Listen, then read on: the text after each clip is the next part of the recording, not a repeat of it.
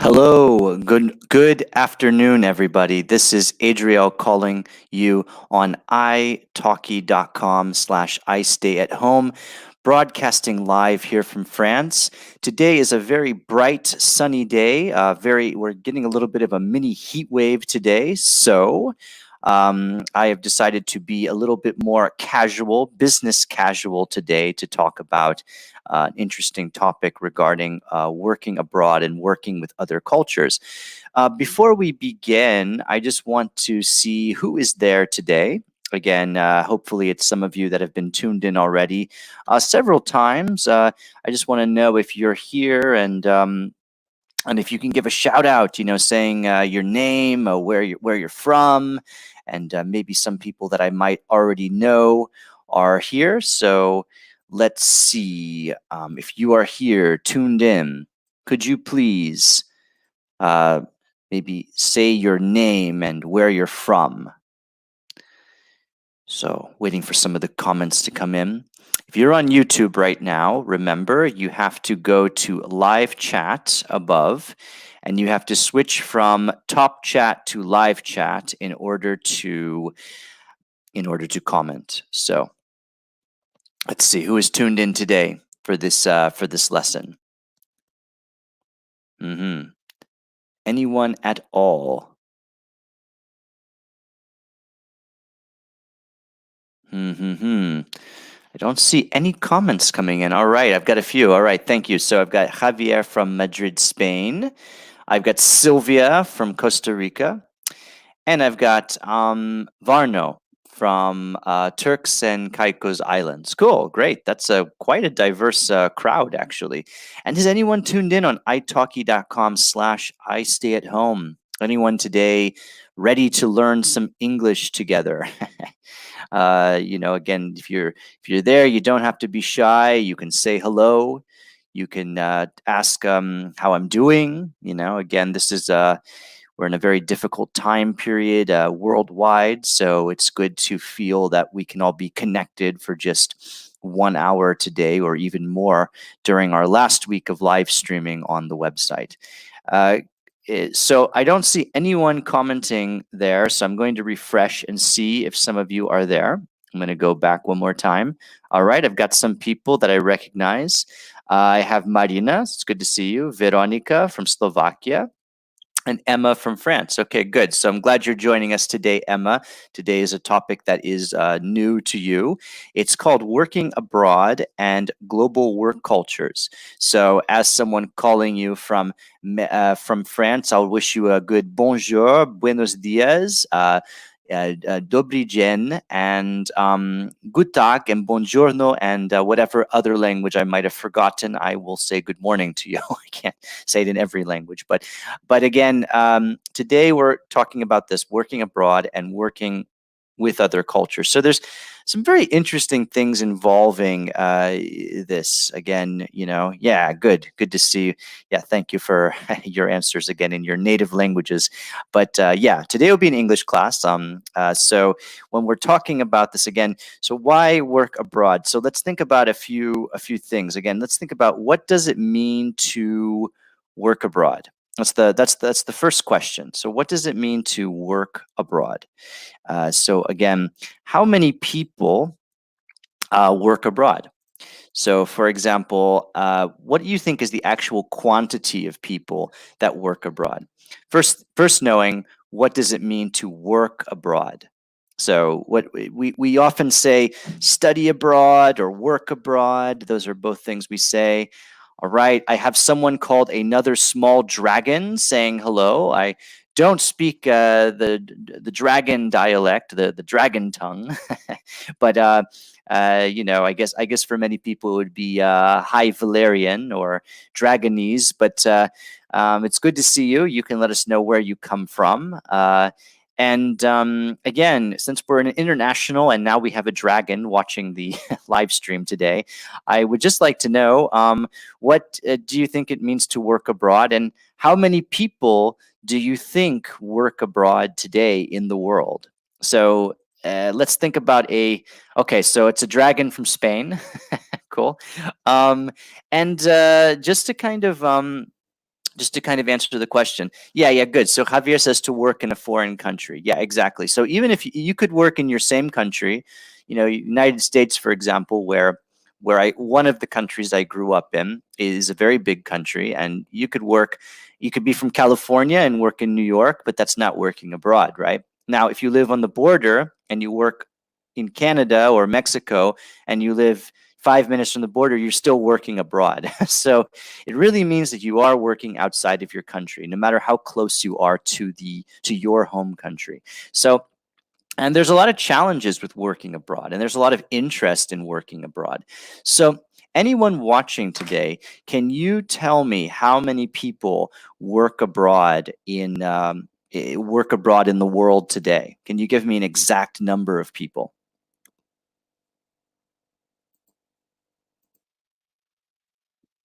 What do you think the minimum number might be? All right. So anyone?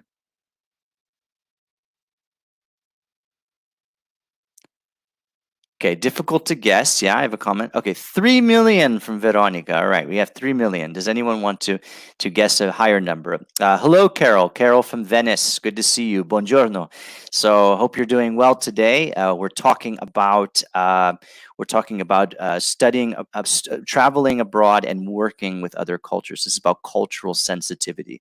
Okay, Andrea says 1 billion. So we've got a quite an extreme of numbers here. We've got a minimum of 3 million and a maximum of 1 billion. Okay, and our dragon has decided to say that actually it could be 200 million. Carol says 200 million. Yes, it's about 232 million people, at least 3.2% of the entire global population. Please keep in mind that this number is only what is collected by the UN, the United Nations. There might be far more people that work abroad. I would even guess myself close to 500 million people, but it really depends too, because sometimes we work abroad for just a little bit and then we go back home. And sometimes we work abroad for a 2 or 3 year contract. I came to France with a 2 year contract, and when the contract ended, I decided to stay in France instead of going back to the United States. So it really depends. And there might even be people that, for legal reasons or for complicated political reasons, they can't declare to the UN that they work abroad. It really depends on how this information is collected. But it's quite a lot of people. I mean, it really shows that yes, most people in the world do stay where they live. They grow up and they work and they die where they live. But so many people, either at one point in their life or for the rest of their life, they work abroad. Yeah. And this is a very important point to make, because if you look at employers in general, it's signing that 64% of employers think that international experience is important in a candidate. So again, if you want to work abroad, if you want to work abroad, keep in mind that this could be something very beneficial for your career. So again, 70% of UK businesses value employees with foreign language skills. So knowing another language, at least another language, you might have to know 2 or 3 other languages depending on the job. I once had a job where I had to know good knowledge of French and Italian as well as English. Again, international experience and language skills are two things that will definitely improve your chances of getting a job you're looking for, even in your home country. So, so working globally, right? Have you ever worked or studied abroad? Do you know anyone who has?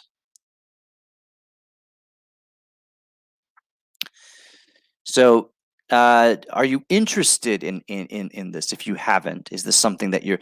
I get many students in my for my classes who say that. Well, this was before the COVID-19 crisis. They said the reason that I want to improve my English is because I want to study abroad in the UK or in the United States or Canada. So a lot of people, they were improving their language to work in Anglophone countries. Yeah. Yeah. So, yeah, I think we were talking about this again. So just sharing some stories. I think Emma, you mentioned you have worked in Kazakhstan. I think I hopefully I didn't mix that up with another user, but you can mention that. Veronica says I have three sisters, and they have worked abroad. Right? Remember, my sister is still in the UK. Andreas says I studied in Germany and am working in Germany. Okay, good. So you decided to stay in Germany. Nice. Yeah, sometimes we go to a country just to study, just for a job, and then we like the country, or maybe we meet someone that we become romantically interested in, or we find another job opportunity in the country and we stay. There's many reasons people stay. But the main reasons are work and love. Those are the main reasons that I found in my experience. However, there might be also other reasons, like maybe you find that you really like living in this new country you moved to. So you feel connected with the culture, you feel connected with the people, you've made friends, right? It's difficult to say goodbye to a place that you make your home, right? There's the difference of when you ask about home, right? There's your home, right? Which is whatever it might be. It might be where your family lives, or where it's a personal place. And then there's a place you make your home. You make it your home. Again, that's the difference.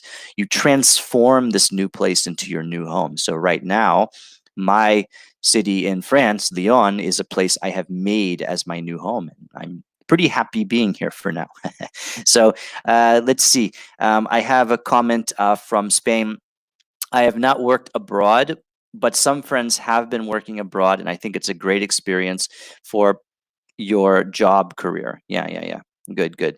And yeah, don't worry about typos. Again, if you make typos or grammar errors, I will correct you, or I'll remind you a few things. But I'm more concerned just if your message is clear. So sometimes I get messages, and if I don't understand it, I'll ask you to repeat it, just as I would do in my class face to face. And you can also ask a question, and I don't have to answer the question. You can also help other people commenting on the video. So I really like to encourage the group activity. So Andreas says, I have a classmate and relatives who have studied in the United States and are working in the United States and Australia. Yeah, yeah, good. And I have a new person that's come in. Thrun, is that how you say your name? Is it Thrun? Truni? Can you tell me where are you calling from today? You were talking about working abroad and working with global cultures. So, did you or your friends or family experience culture shock?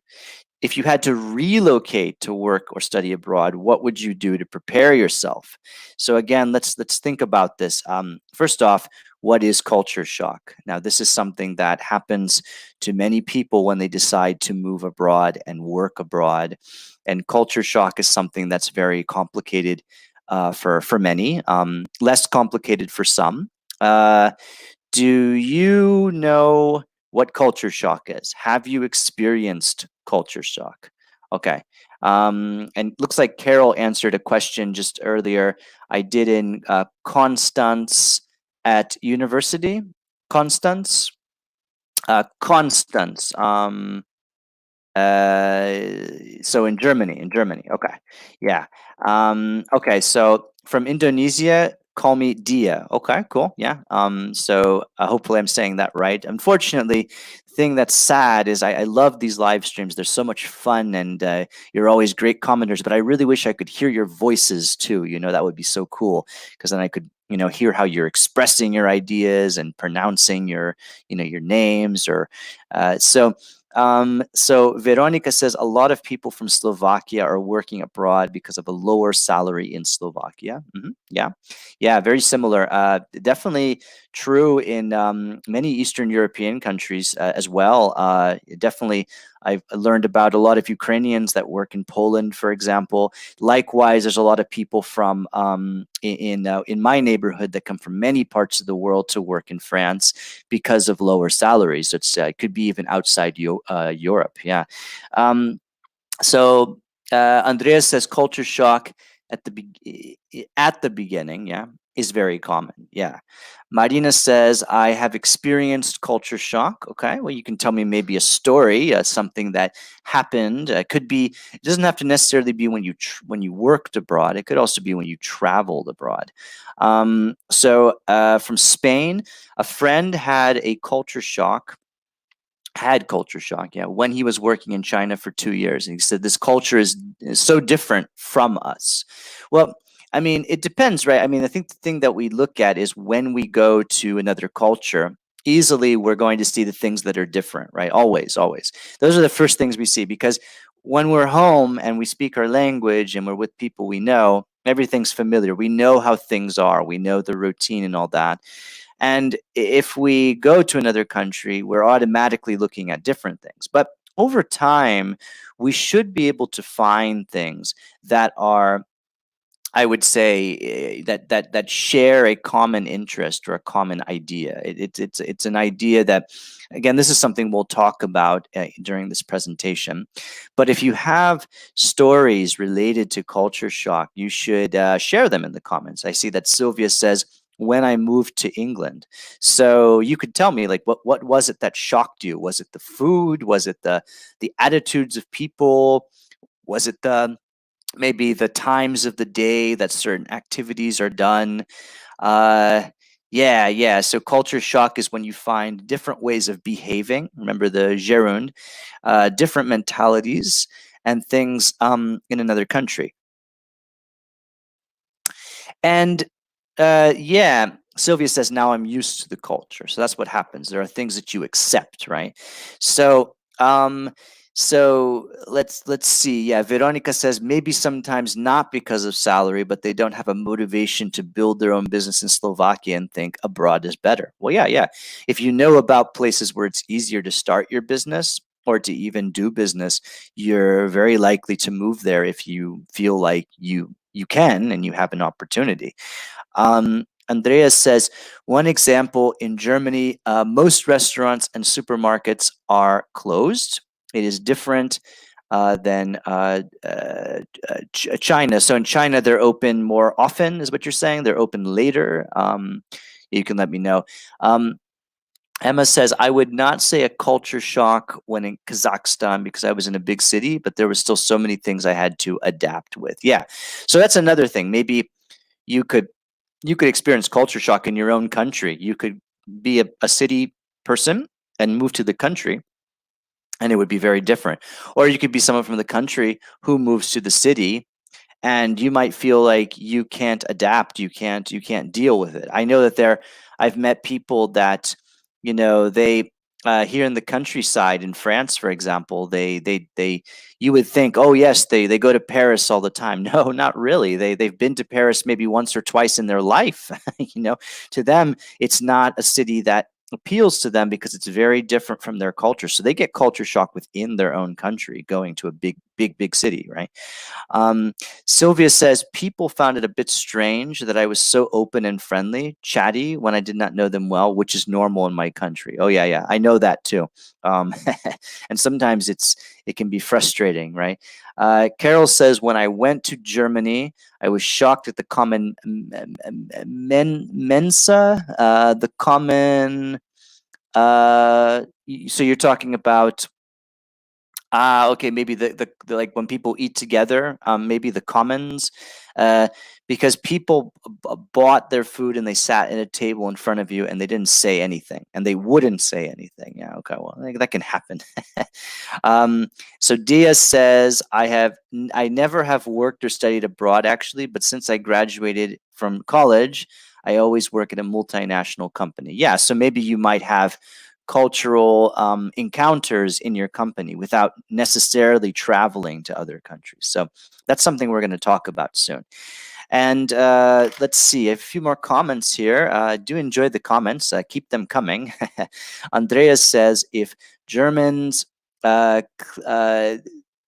blow their nose, maybe don't be scared, they are loud. Okay, well, I think they're loud. People can be loud in every country too. I mean, I know that in United States for sure.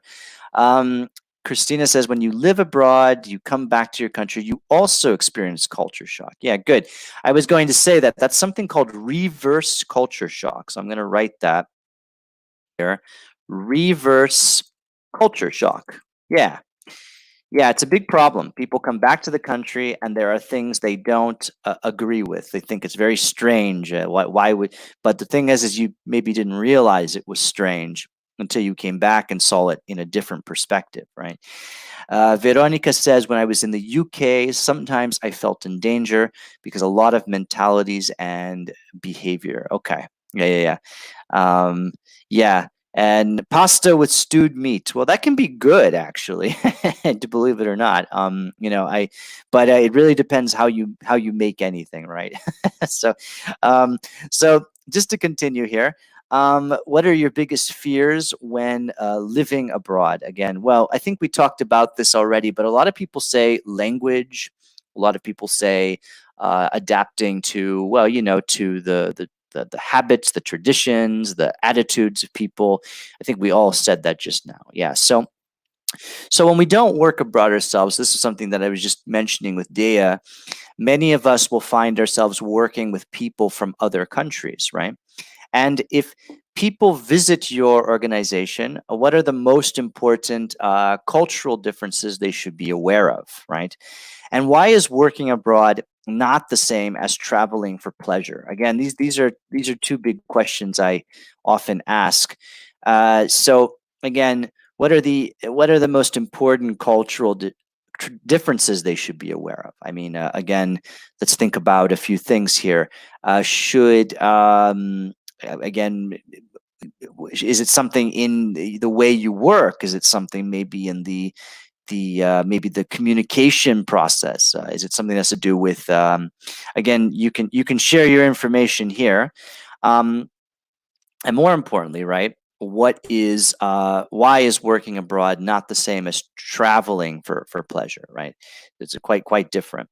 So Emma says one thing is not being able to communicate. So yeah, communication is a big problem, right? We have situations where we might work with people and they have maybe a more competent level of English, or maybe the less competent level of English, for starters. There might be other things too. There might be the way that there might, I mean, we're thinking about a global culture. We think about also a work culture within a different country. There might be two different things going on. People love to say, oh, the cultures are different. But actually, when I was teaching a student a long time ago, we were talking about this, and this student said something that I never forgot, which was, cultural differences aren't really what cause maybe disruption or problems between companies. This student said actually one thing that caused it is lack of training. And I thought that was pretty interesting, right? Because you have multinational companies and they're training people, right, or having people come in to see how they do it in their country or their company, and they don't get trained enough. So when they go back, they're still not at the same level of people that are maybe have more competent skills. That's not a cultural problem. That's a human problem, right? That's human error. So the problem can be exactly that. Maybe because there are maybe some communication problems, it leads to that. But cultural problems are not actually as big as we'd like to think of them as being. A lot of it has to do with how companies are maybe manage themselves differently, and maybe related to the culture, but that's something that needs to be adapted when companies are working together. So just to see a few of your comments here today on I Stay at Home page. Christina says they should be aware of our ways of communicating. We kiss each other. We speak very loudly and fast, but we are friendly. Okay. And Marina says, my reverse culture shock led to the denial of myself and my own culture. well, I'm sure you found some way to readjust, right? You mentioned maybe this a chocolate place in your city, right? That's worth going to. What was it, in Luxembourg? That's always a good way to become familiar with your culture again. You go back to something that's pleasurable for you, right? Carol says to get yeah. So some things. Yeah, health organization. So you can say the healthcare system. That could be a problem. Getting lost. Yeah. Well, these are things that happen even when we're traveling. We were afraid of these things, but at the same time, there are ways to feel more comfortable with this. There's no, how do I say, there's no sort of ending to it where you have no way of adapting. You can always find people that can help you adjust to. I think people in general, especially in work culture, they're quite friendly about meeting your needs and helping you, I think. So okay, let's move on here to the next slide. Yeah, let's do a little bit of grammar check. Most of the class, of course, is dedicated to conversation, and discussion. But there, we have to look at a few interesting grammar rules here. So when we work with other cultures, we are likely to find differences in our traditions and in our attitudes. So if we use adjectives about our impressions of others, we can also add prefixes such as dis, im, in, un, or antonyms if we have a negative experience, right? You can also use not, right? You can use the negative not as well. So for these, for example, in a country, people can be direct, formal, friendly, helpful, kind, sociable, polite, respectful. Or now, help me out here. Let's put some negative prefixes in front of these. What is the correct negative prefix in front of these? Now, again, you could just put not in front of them. Not direct, not friendly, not respectful. Sure, but you can also work on your antonyms and also adding your negative prefixes to the front of the again, the front of the adjective, to the beginning. So who wants to begin? How do we change these? Direct, formal, what's the right word? Is it disdirect? Is it indirect, undirect? What's the right one here? So let's see if you have them. Okay, so Pietro says indirect. Yeah, that would be the correct one. Formal. All right. I have a comment here from Emma. Working and traveling abroad, you don't see the same things. Working is real life, I would say. Yeah, definitely real life. Yeah. Okay, so indirect, informal. Yeah, it's informal, Yep. And friendly. What do we have for friendly? Unfriendly. Okay. Yeah, that's good. Helpful.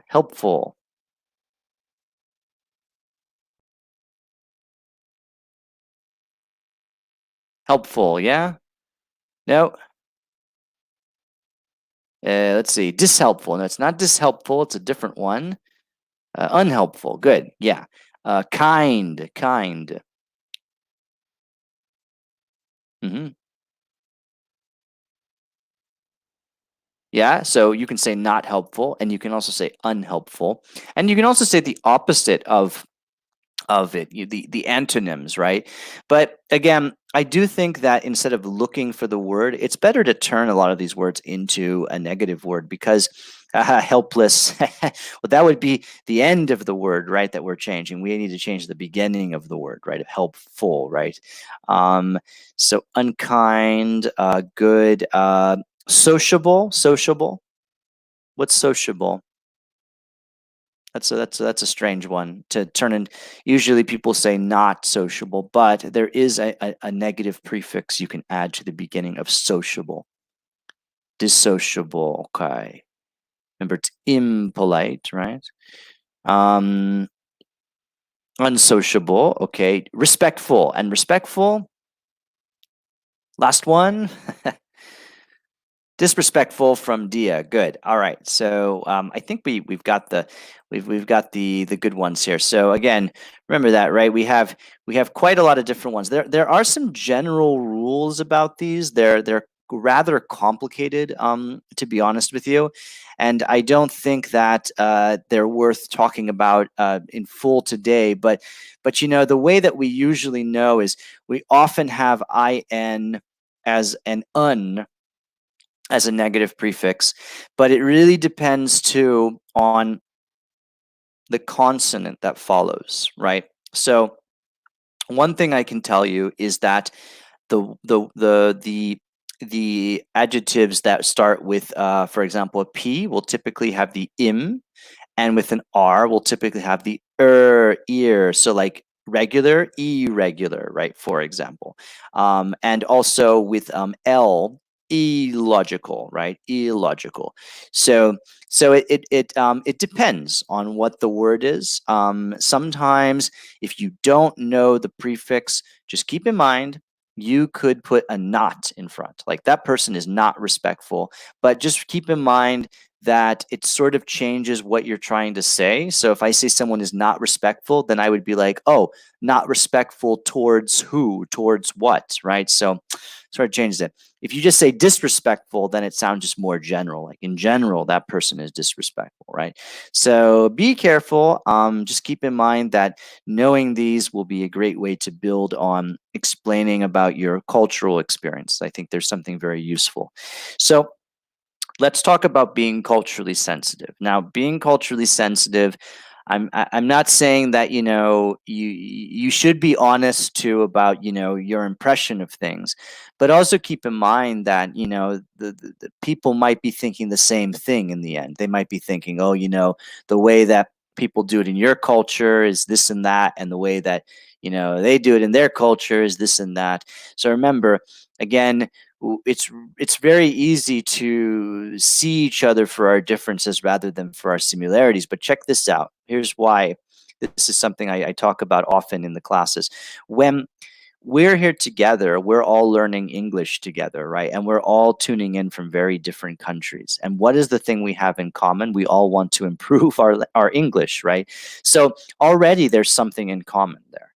And again, I think that knowing like what we can do together is more important than what we do on a separate basis or individually. I mean, many of us, we might not have the same taste in music, we might not have the same taste in food, or in or maybe some of us like to travel, some of us don't, but we could have collaborating together a common goal to reach. And that's where, right, the the concept comes in. So what does it mean to be culturally sensitive? Think about that for a bit. Again, things can happen, differences can happen with direct and indirect communication, customs and etiquette, cultural misunderstandings, national character, ways of working. And again, which of these are most difficult to find similarities, and which of these are the least difficult to find similarities? So think about this a bit. Just talking about cultural sensitivity, what are some things that maybe you think are pretty easy to find a common, maybe a common perspective? There's quite a lot. Let's think about this in the concept of working together, collaborating together. That's going to be something I'm going to talk about tomorrow. Is working together and collaborating together. But today we're going to talk a little bit about the social, the and cultural aspect of this. So again, feel free to share this. Again, don't be shy. Again, there are no right or wrong answers. This is not a philosophy class. The idea is just to express your thoughts based on what you think are some common cultural problems you might encounter working abroad or working with others abroad. So, yeah, feel free to tell me. Hmm. So, let's see. Does anyone want to comment on this?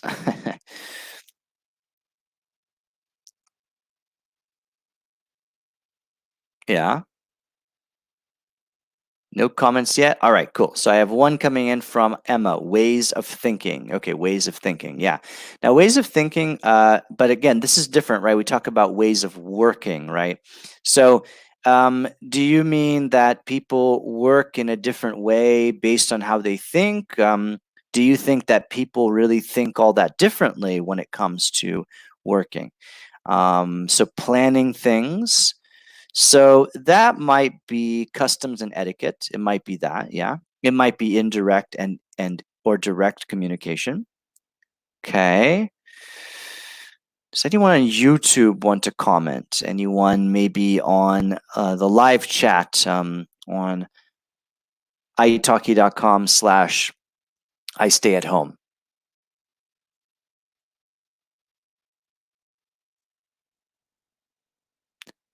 Can you tell me other things that are difficult to find similarities? Hmm.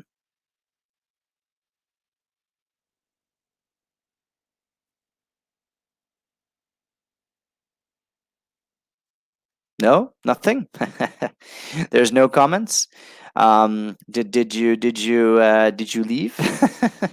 You can let me know. I mean, again, again. So okay, so good. So Carol says indirect communication can be a problem, and I think this is one of the number one things that we can work on together. So again, yeah. So if you so just to answer Veronica's question, if you look at there's a question here on the board, right? Which of these aspects are more difficult to find similarities, and which of these are the least difficult, right? So again, which of these do you think are things you could adapt to easily, and which are things that you think would be more complicated to adapt to? Yeah, you can answer your question here and see, right, which one is more correct. So all right, so yeah, talking about direct and indirect communication. Now this is something that is a big problem. It's something that can always be improved no matter what, but it is a big problem because it's true. In some cultures, direct communication is preferred, and in other cultures, indirect communication is preferred. And that's not better or worse. The idea is just how you approach it.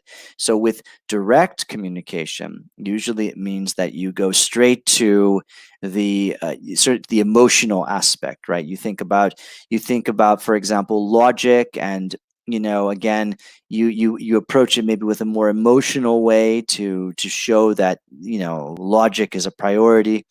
But with indirect communication, you could do it differently. Instead of you show more respect and approach for feelings and emotions, but still do it in a way where you encourage the person. You give the person incentive to work.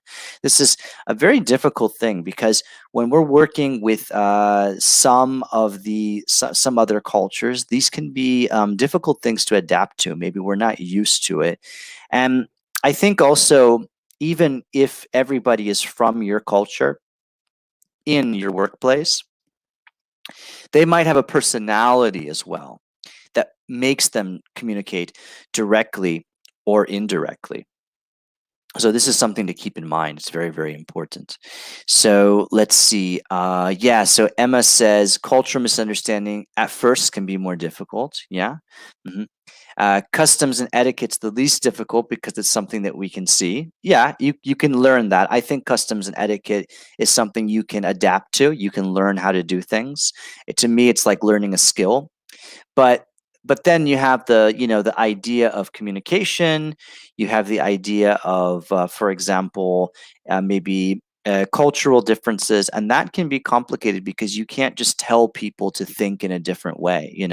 I was raised in many different cultures, so to me, I know what it takes to be flexible, but I wouldn't say that I know about every culture. There might be some cultures where I still won't understand why people do things in a certain way.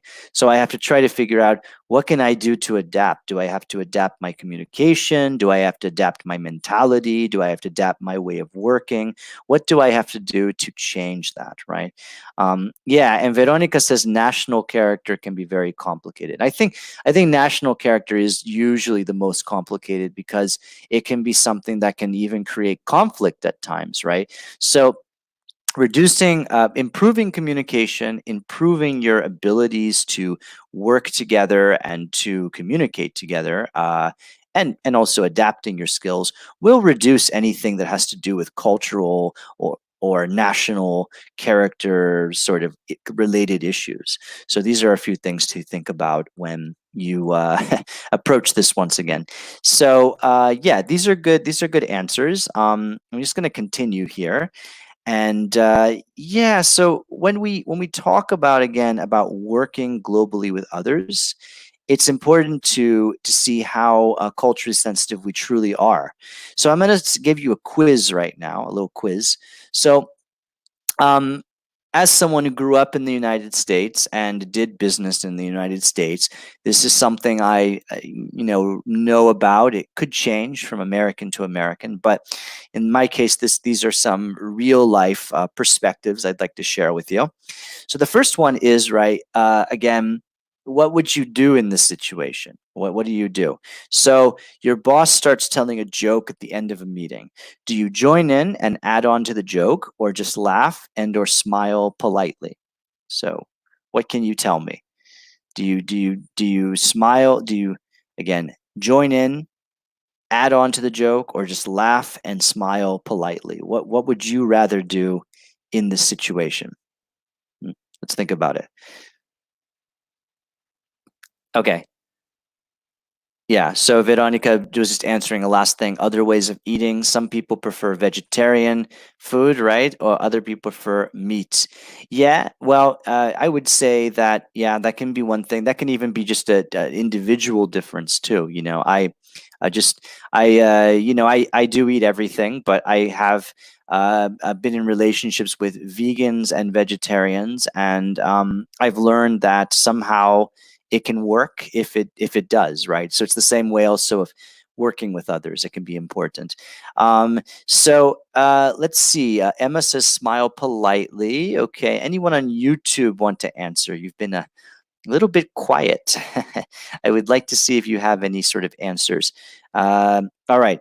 So Pietro says, often you laugh because you don't understand the joke. That's good. Yeah, that's a good one. I do that too. I don't think I understood half of the jokes my boss told. Veronica says, probably smile politely. From Spain, I think smile politely is because it's my first day. Yeah, it could be your first day, but maybe not. It could be your first month, your first year. So it's sort of um, um, Christina saying, telling him or her, I did not get it. I'm kidding, of course. Okay. So Liliana says, smile and laugh politely. Okay. Javier says, smile politely.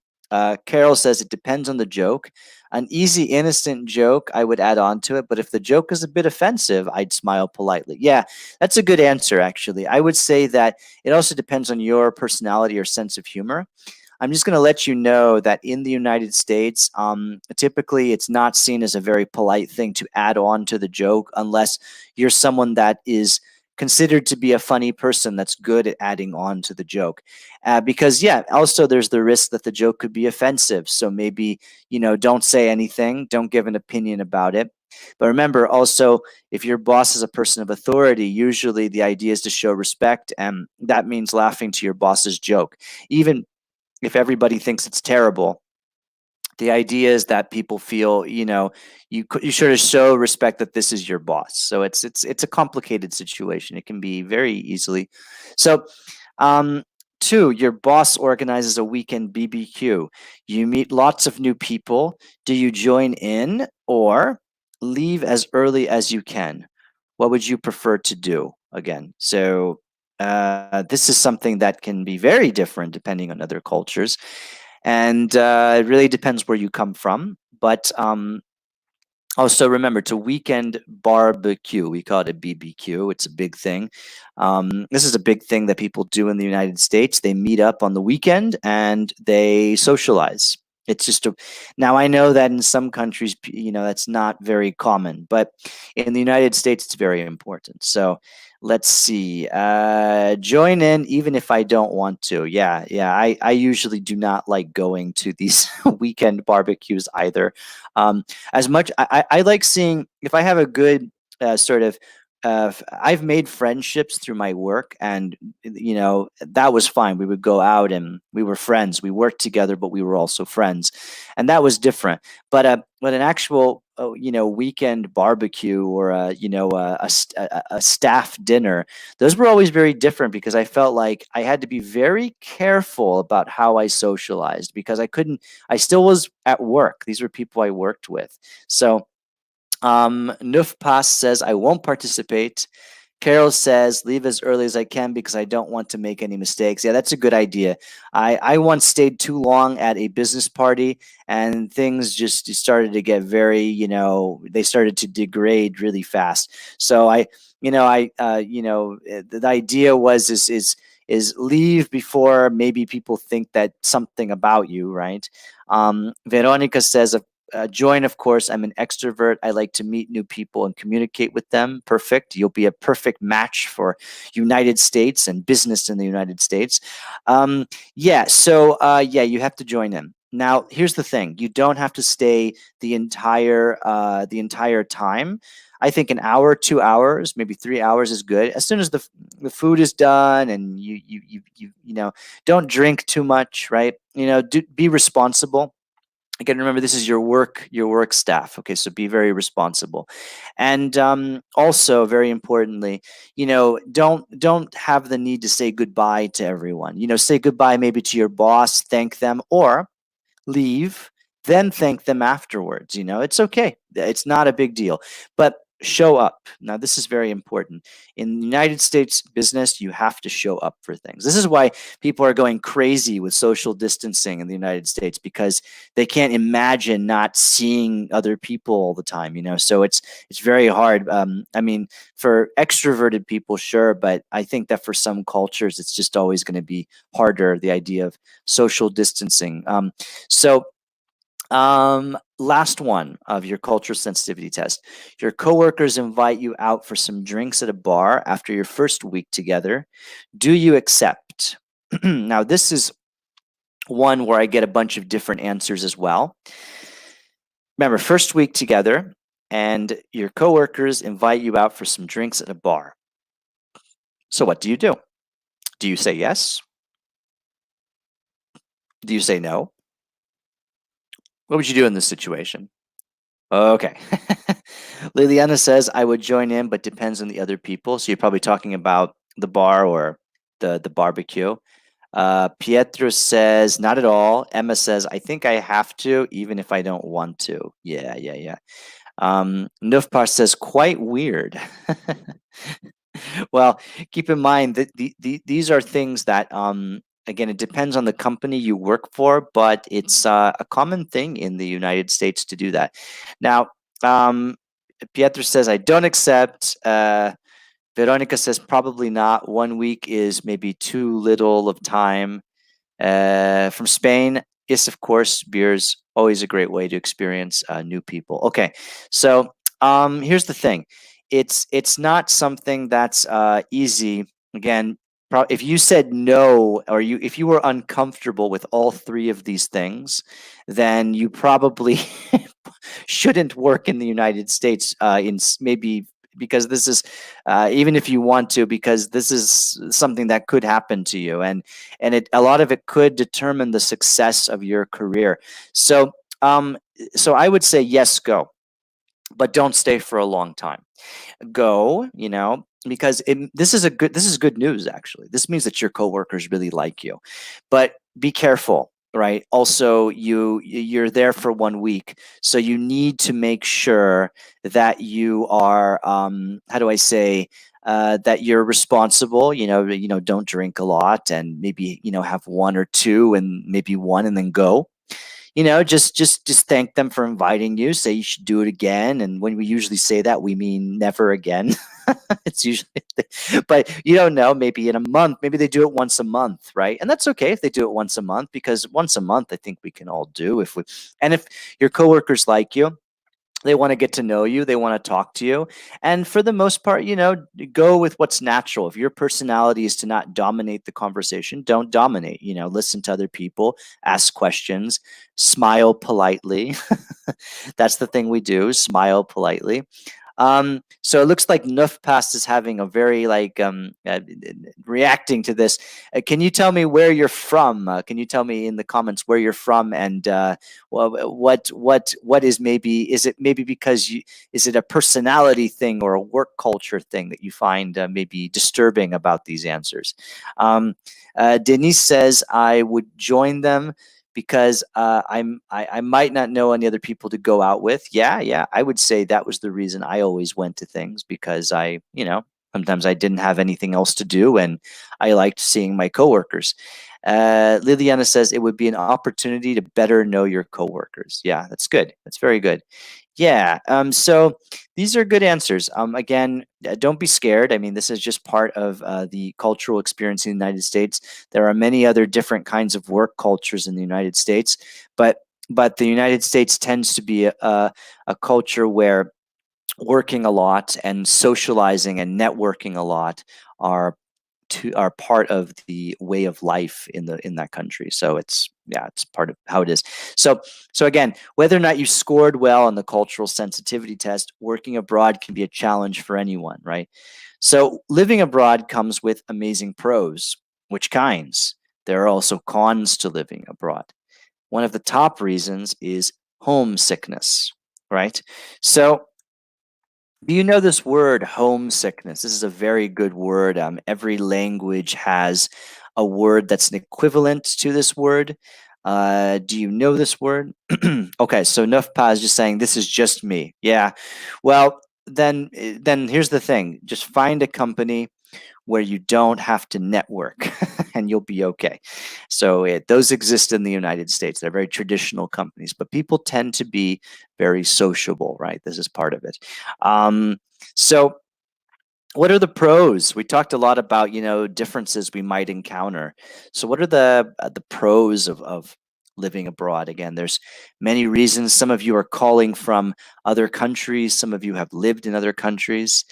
Um, yeah, exactly. So Javier says, you miss your city and your family. Yeah, that's homesickness. It's when you're homesick, right? So we say in English, right? It's the same way. Like I feel sick, like I'm sick, right? You could also say I feel homesick. Doesn't mean you're sick. It just means you miss your home, you miss your family, you miss your friends, you miss your other way of life before you moved to a country. It took me a very long time to not feel homesick anymore. I still find ways to feel close to home. Right? I listen to music from the time that reminds me of home. I cook food that reminds me of my home in California. So I've been making a lot of Korean and Mexican food here at home for the past week. So I really must be missing home right now. All right. Hi, Apollonia from Brazil. Bom dia. Good to see you here today. We are talking about living and working abroad and cultural sensitivity.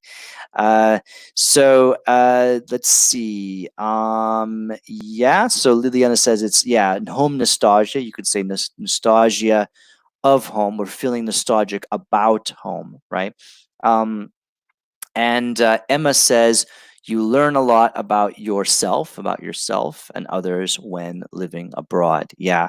So I would say that's definitely true.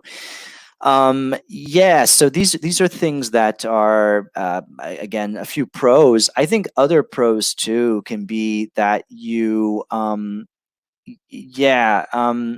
Yeah, you question your culture, you understand that there's not only one way of doing things. Yeah, that's really important, and you learn how to do things in more ways, right? There are I have read things before that say that learning another language opens up the pathways in your mind, right? It opens up the pathways in your brain, and you're able to come to better conclusions, or you're able to figure out how to solve problems easier just by learning another language. There could be other ways of doing that. Now, if you go to another culture, and you have to learn how to do things differently, and you have to adapt to the routine in different cultures. You have to think about things maybe. Here in France, this is where I live. Things can tend. I mean, before the confinement, a lot of things closed on Sundays, or they were only open on a certain kind of level, right? Certain time. They closed very early, earlier than what I was used to in the United States. So in that situation, right, I would have to think a lot about, you know, what do I have to do to organize my time to do things correctly. Um, let's see. I have a few other comments. Carol says you have an open view of the world. Yeah, a more open view, open-minded view. Yeah, you can do that. It opens your mind. But yeah, it can be a big challenge in your life. But it can open your possibilities. That's a comment from Veronica. Yeah. Uh, Emma says a language or culture is a way to see the world, yeah, experience the world, right? This is a very important thing. I can't emphasize this enough, right? I mean, I think that, again, we talked so much about differences, but in the end, I think everybody is thrilled to have the opportunity to speak another language and to travel abroad. I think it's an amazing, amazing opportunity. Yeah. So, just to conclude this today, because we only have a few minutes left, in a more connected world, learning how to work with others will make doing business across different cultures easier and more effective. And it'll also create a world where we celebrate our differences and hopefully adopt the best of other cultures. Again, we can't completely avoid conflict, right? There's always going to be the big debates of the big things, like, the cultural, maybe the political, national, religious, who knows.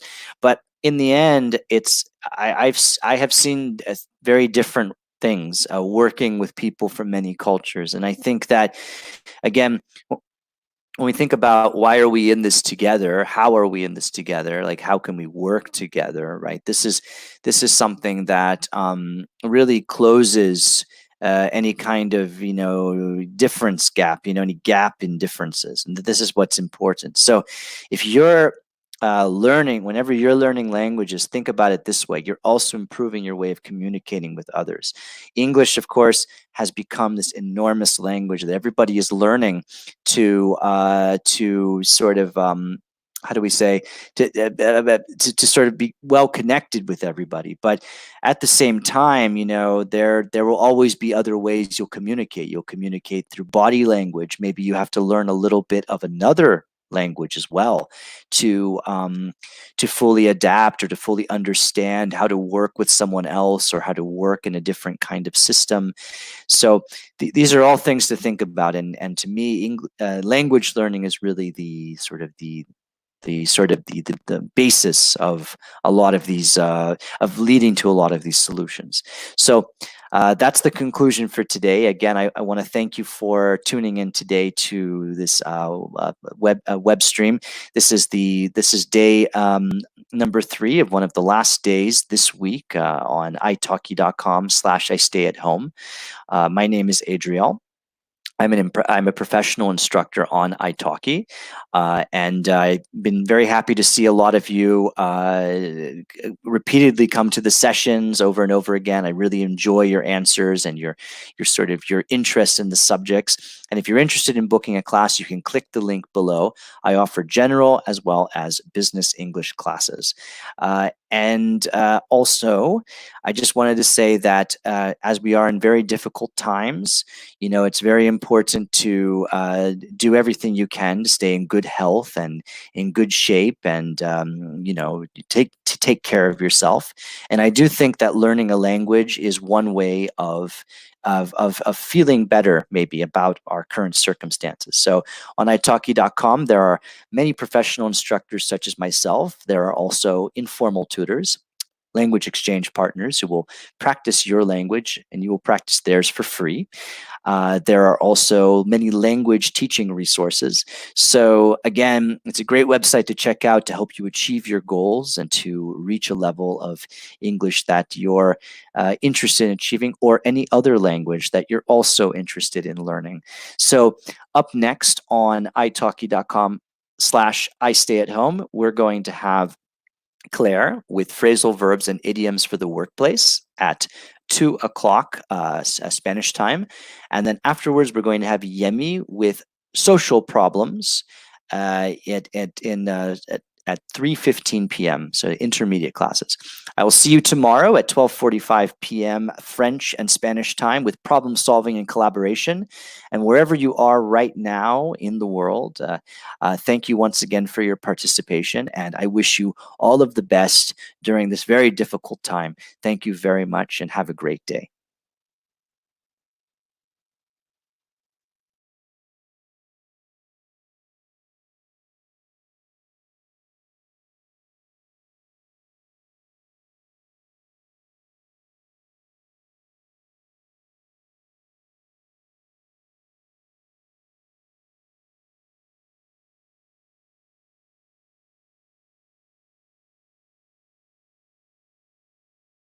Ayudarte a practicar el idioma que desees aprender.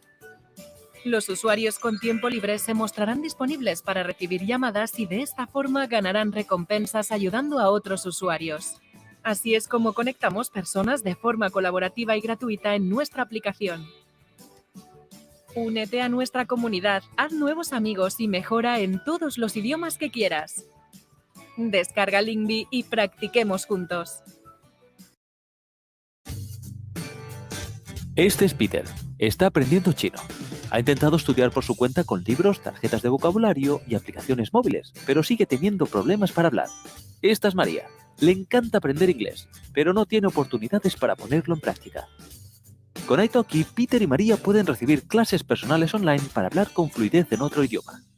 Tú también puedes aprender un idioma en italki. Empieza hoy en 3 simples pasos. Primero, elige un idioma. Inglés, alemán, chino, francés, japonés. Italki tiene profesores para cualquier idioma. Segundo, escoge un profesor. Con italki puedes escoger entre miles de profesores con experiencia de todo el mundo. Tercero, elige el horario de tu lección. Las clases de idiomas online son el mejor método para aprender con profesores nativos. Con italki tendrás un profesor de idiomas personal y conversaciones reales con hablantes nativos. Cada día miles de personas aprenden con profesores internacionales a través de italki. Encuentra un profesor hoy y domina el idioma de tu lección.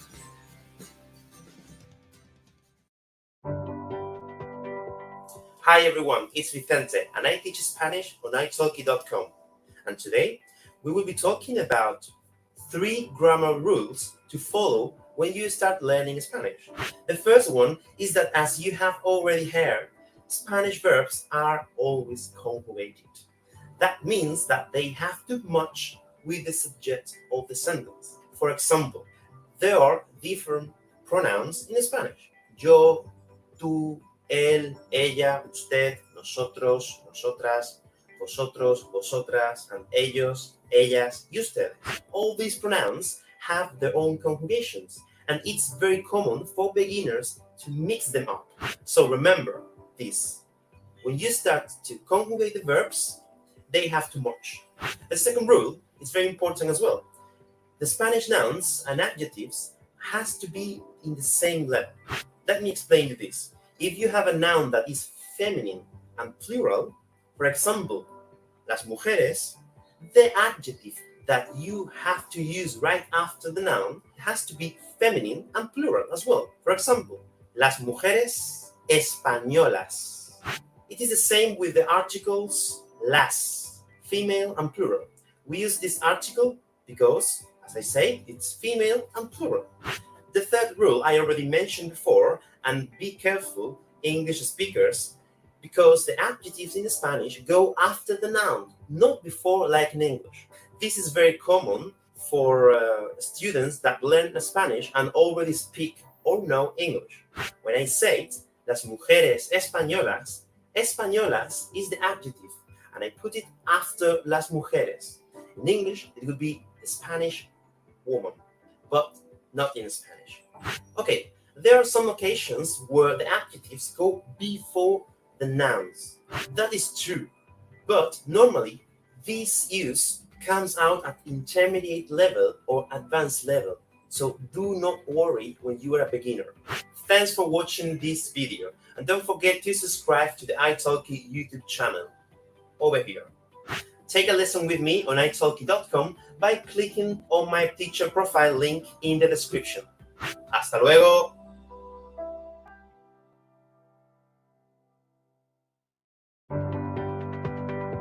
Hi everyone, it's Vicente and I teach Spanish on italki.com, and today I will be talking about 7 Spanish words that are similar to their English counterpart. These words are also known as cognates. What a cognate is? A cognate is a word that has the same linguistic derivation that another word, and it looks similar, and when you pronounce it, it sounds almost the same. And here I will give you 7 cognates so you can use them in Spanish as well. The first one is alcohol in Spanish. Guess you know what it means, because it sounds pretty similar than in English, doesn't it? Number 2 is conclusión. This one has a different pronunciation in Spanish, but you will understand definitely when you start learning Spanish. Number 3, hobby. This one is completely similar. We basically took this word from English. Number 4, individual. Of course, it's the same word, just different pronunciation. The next one, number 5, is piercing. Yes, we use this word with the same pronunciation and meaning. Next one, number 6, is informal. I like to use this one in my lessons to explain ways to greet and say goodbye because it's similar in English and is a word that the students understand very quickly. And the last are some words related to sports. If you're learning Spanish and you like sports, you're lucky because most of the words are cognates like football, tennis, baseball, volleyball, hockey, water polo, golf, surf, and so on. As you can see, almost all sports are cognates. So, talking about your hobbies should not be difficult. As you can see, there are many, and I would like to remember you that there are hundreds of cognates, and if you check them, you can be ready to your first Spanish lesson. Thanks for watching the video. Don't forget to subscribe to the italki YouTube channel for more tips on learning Spanish. Take a lesson with me on italki.com by clicking on my teacher profile link in the description. Hasta luego!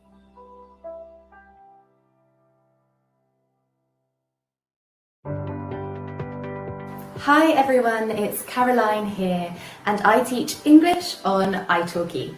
Today I am going to be talking about business idioms, or idioms you might hear in your office or in your workplace. A student asked me a really good question the other day. He asked me whether, because I'm a native English speaker, do I know every single idiom? And the answer is no. Idioms are phrases or expressions that come from a particular place or a particular age group. So idioms are different in the UK to idioms in the United States. I have chosen 5 business idioms to talk to you about today, and you may hear them in an office in the UK or in the States. So hopefully they will be super useful for you. Idiom number 1 is the big picture. Imagine you go into a meeting and your boss says to you, you've lost sight of the big picture. What does that mean? That means that you are thinking too much about the small details of the project, and you are so interested in those little details that you don't remember what it is you're trying to achieve. So always keep sight of the big picture. The second idiom is to go the extra mile. Now imagine you're in an interview and the interviewer says to you that they are looking for someone who always goes the extra mile. What does that mean? Does it mean they want you to run around the office every day? No. It means they want you to do more than just what is in the job description. They want you to go that little bit further and to take on extra responsibilities. That is going the extra mile. The third idiom is a win-win situation. A win-win situation means everybody gains something. A really good example of this is these videos that I'm making for italki. italki gains some content for their website, some lessons for their learners, and I have a platform where students can see me and book lessons with me. It's a win-win. italki wins and Caroline wins. The fourth idiom is word of mouth. So an example of this is, think about how you found out about italki. Did you find italki by searching on Google, or did you find italki because one of your friends recommended it to you? Recommendations from friends are word of mouth. It can be positive or it can be negative. If your company gets bad word of mouth, it is going to be a very difficult time for your company because people really listen to the opinions of their friends. So make sure whatever you do, you have good word of mouth about it. The fifth and final business idiom is to touch base. My manager used to say this to me a lot. To touch base means to have a very quick and short meeting about a project or something that you are working on. It might only be 5 minutes of your time, but in that time, you will check that your understanding of the project is the same as your manager's understanding of the project. So I have a challenge for you. In your next lesson, I want you to ask your teacher if you can touch base about what you have learned in your lessons so far. This could be 5 minutes at the end of the lesson where you review all of the different subjects that you have been studying. You're touching base about the things you have covered so far. Thank you so much for watching this video. Don't forget to subscribe to italki by clicking somewhere. And you can take a lesson with me by clicking on my teacher profile in the description box. Have a good day, everyone. Bye.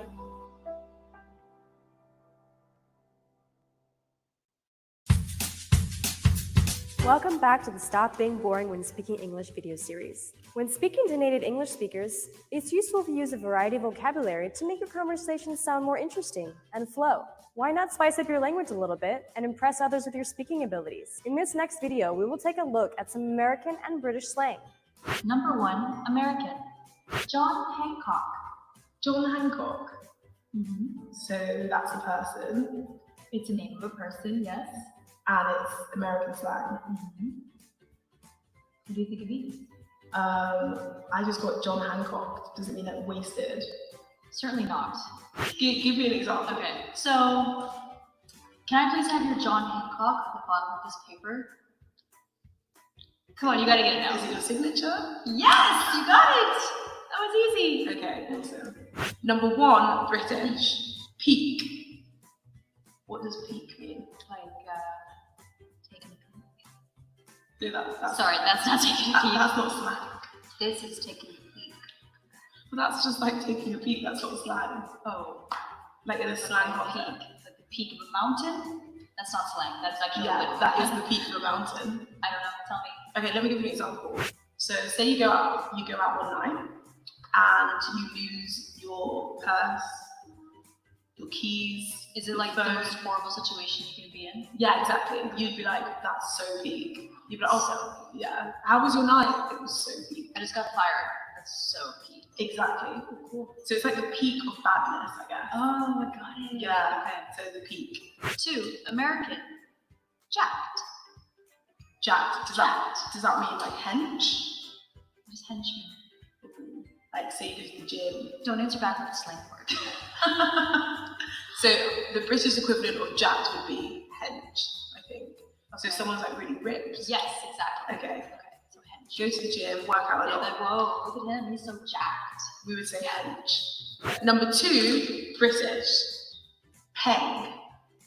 Peng. Peng. Peng. P-E-N-G. Peng. Like someone being panged on the head with something? Or I'm just thinking of bang and pang kind of similar, I don't know. I guess it's a little similar. No. Give me an example. Okay, so for example, say you're eating a cake, it's delicious, you can say, oh, this is peng. Does it just mean delicious? You can use it in other contexts Does as it mean well. like it hits the spot? You know? Yeah, but I could also say that your eyes are peng, or a person is peng. Just mean like extraordinarily awesome? Basically, if you're talking about a person, you might even say painting. Painting. Like he's a painting. Okay. This is mostly I feel London. like he's like a 10. Yeah, exactly. So like the top of the top. Yeah, basically. Number 3, American. I blew it. I blew it. I blew it. What a nightmare. I blew it. Yeah.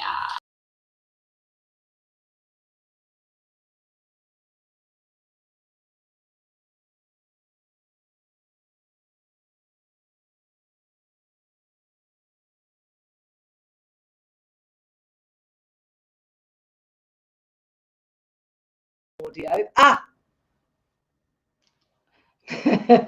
All good now, and we're about to start on time. There we go. Good afternoon, wherever you are. Maybe it's good morning, buenos dias, ohayo gozaimasu, guten morgen, or guten abend if you're in Germany, isn't it? My name's Claire. I'm from London.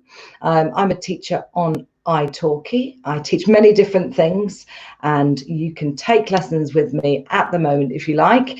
I'm giving a special discount to my live viewers this week. So if you want to take some lessons with me, go to my profile and look at the special introductory offer for live viewers. 50% off. Use the code LIVE5 if you can, but don't worry if you can't. Now, let's see. Who do we have in the house with us today? Let's see, lots of lovely hellos, and maybe hello in your language, where you're from, where you work, if you like, because today's lesson is going to be on idioms for the workplace, although it's also for beyond, okay? Idioms for the workplace and beyond. So let's see, who do we have in the house with us today?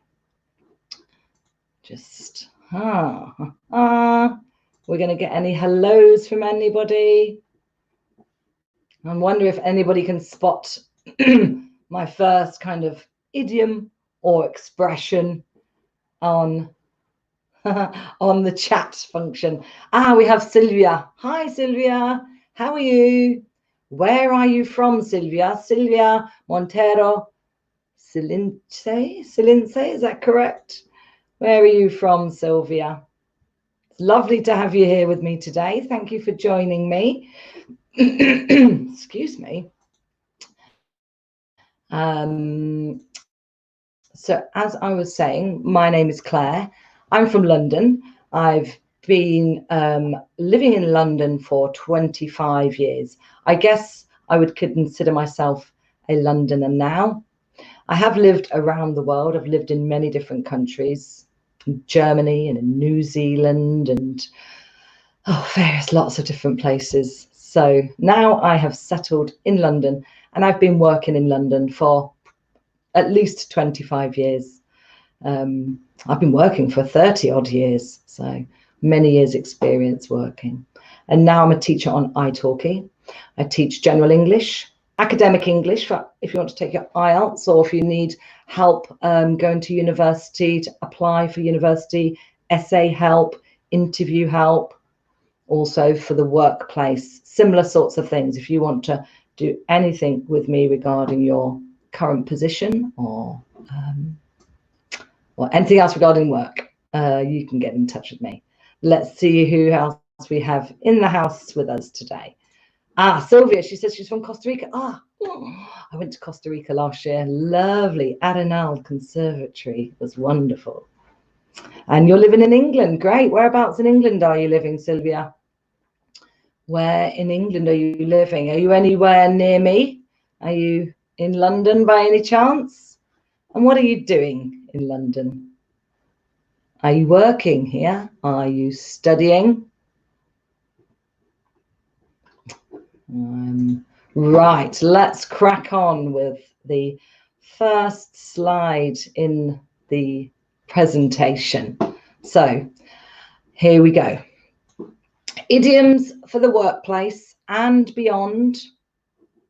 This is a kind of intermediate lesson. It's a little bit more than intermediate, but don't worry. If you have any questions, you can comment in the box below. You can ask me to repeat myself. You can ask me for explanations.